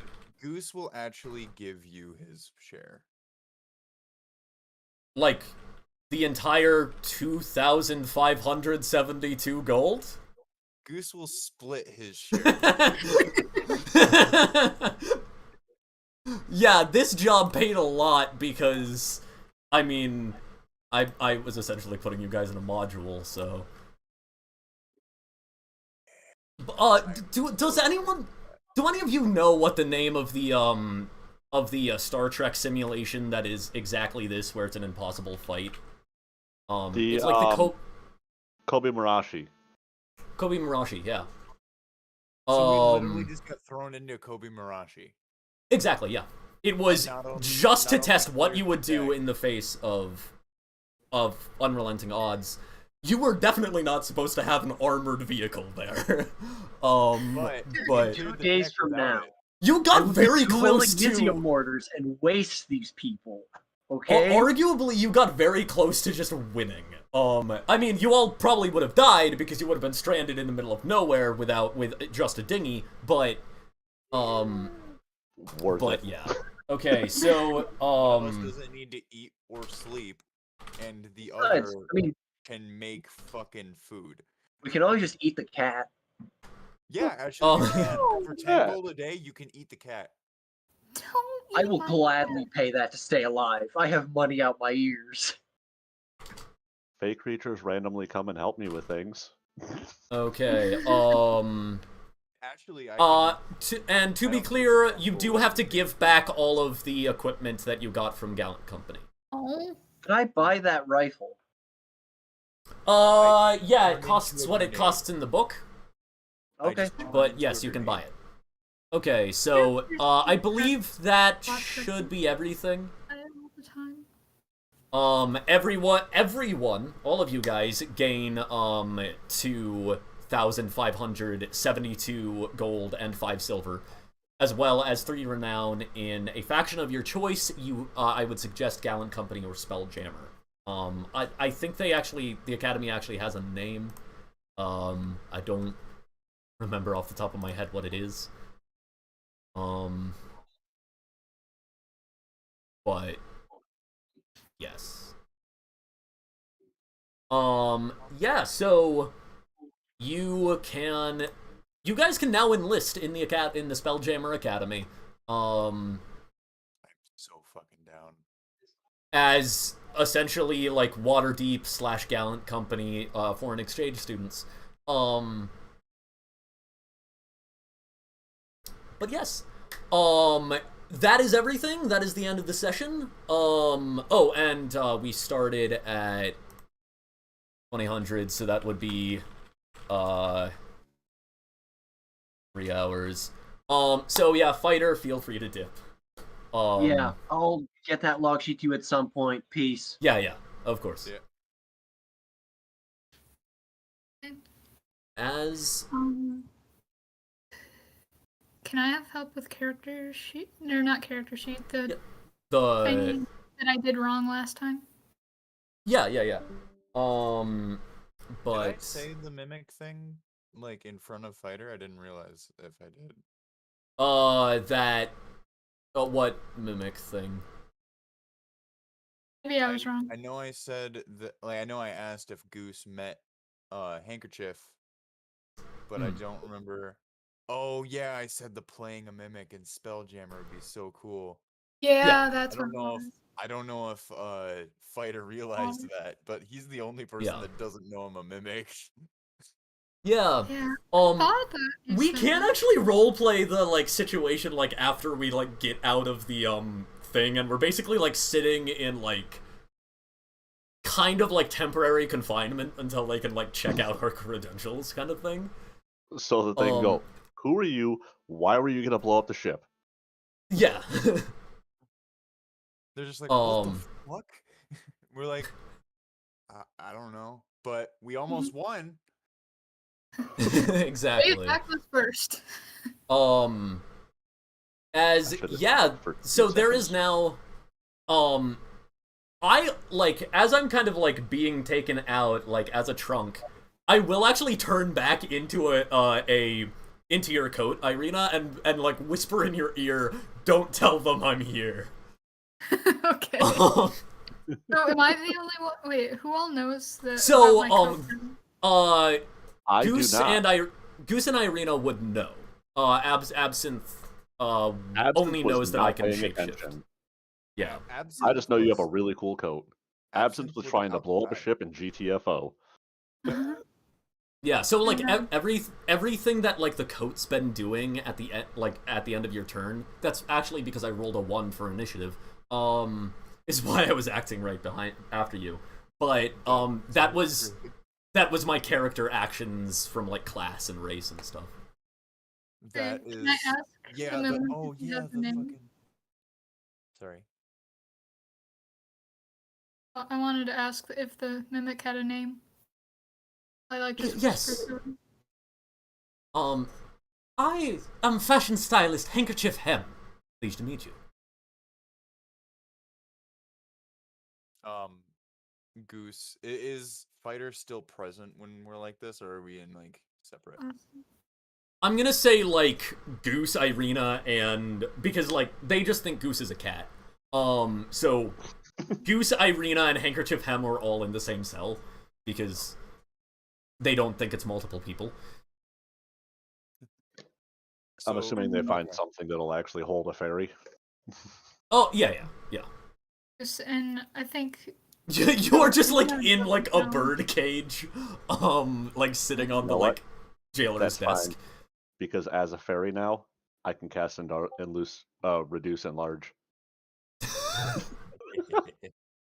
Goose just like drip like from a collar handkerchief type thing drips off of the cat and turns into like a dagger with an eye in the middle. It's like a ruby red eye, and it's just like, wait, so you're a, and it's like the the side of like the dagger points up at him, and it's like, so you're a mimic too? And you're another one. You're just collecting us, Irina. How do I attract mimics? The mimic queen. Okay, you're switching to a ranger, swarm keeper, and your swarm is mimics. No. That'd be so cool though. But Goose, I think we decided that I don't know about you being a mimic. No, that happened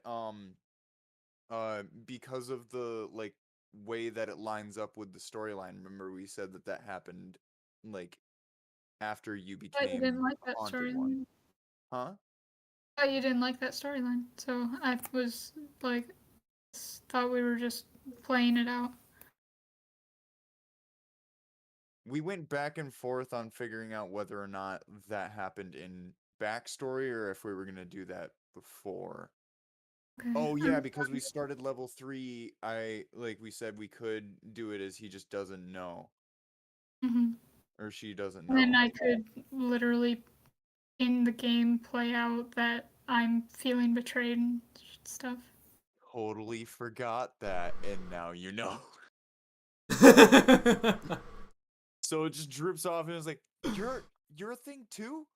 And then who? I'm just like, huh? Like, excuse me, my cat? The cat just basically just like collapses in on itself and just disappears. My character it's gone the way of Bruno. Oh no. What? Oh no, he's still here. And he just... Irina is losing her shit right now. As you're, like, kind of losing your ship, like, I do, like, morph, like, no, it's okay, like, and, like, I morph and have, like, for a moment I have, like, cat patterns on the coat, and then I'm like, ah, and then I just, like, turn it into a stuffed cat. Oh my goodness, that's adorable. I'll turn it into a collar for the stuffed cat?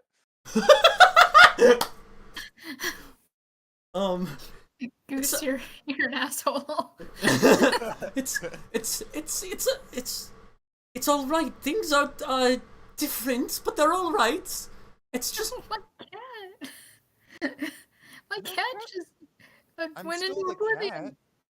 What the fuck? Why is the collar talking? You were Goose? What the fuck? Yeah. No, now the cat starts talking. He's like, I'm both. I'm mad. Actually, no, wait. Do we have like a minute? I need a drink. We can do this off. Just from the cage across the room, you just hear, "I need a drink."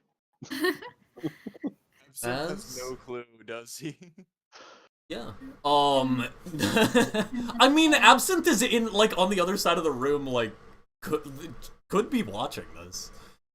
Oh yeah, that's true. I mean, I do have a bottle of beer, so yeah. We'll see if you remember. Just gonna, if I can get enough time, just do Flock of Familiars, and now there's 3 cats and a stuffed cat for a collar. I'm so mad. They're just all 3 like bugging the shit out of you. I would absolutely love to DM and like be privy to the continuation of this relationship.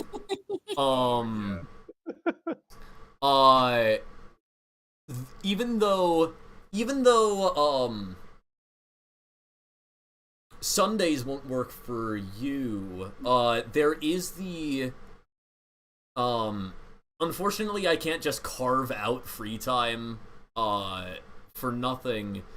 But if you guys wanted to, like, commission me to run Spelljammer for you guys, and, like, Handkerchief Hem would be an NPC in the party for you guys, I would put that as a, like, discounted commission, so that it was, the commission price that I sent you earlier, Goose. Okay. So it'd be that, rather than it being the module commission price. Oh, okay. I think Goose is also a Patreon. Or yes. Yeah, which that is also already why he has like the discounted prices. But so yeah, like the Patreon discount, I mean, literally the price that I've sent you, Goose, is the lowest it's feasible for me to go. Yeah, no, I get that. Because otherwise I'm doing it for less than South Carolina minimum wage, which is not saying a lot. And did we get checkpoints or? Yes. So all of you, because I don't think any of you have listed your characters yet, so all of you would gain 3 checkpoints. Mine is killable and. Oh, have you listed them in the active characters though? Where do I list that? Okay, yeah. I'm going to send it when I sent you mine. I did send that it was. Yeah, I do remember that. Yeah. So since it's during semester and communication fails more often, like yeah, I'll go ahead and leeway that, and yes, you can gain the extra checkpoints this session. Policy on server is normally your first session you can choose without having the character prior listed, but from then on they have to be listed. So this is the first time I'm hearing about the listed thing. Yeah, and that is understandable because semester is hectic. Since all of the DMs on here are college students. Fighter was the one that was walking us through it last time. Yeah. And he's taking on a significant load for like. So I love him. A great active member of the community. But yeah, totally fine. So in the Tales from Waterdeep channel, I linked a Discord channel. I'm gonna go ahead and end the stream now as we get into server hullabaloo. So thank you guys for playing, and thank you so much for watching. If you want to continue listening to this story, or at least the Spelljammer story, that will probably stream on Sundays, as long as I can get people to join. If those of you watching want to join, you can join our Discord, and you can join the campaign for a fee. But yes, and thank you so much for watching. Ta-ta for now.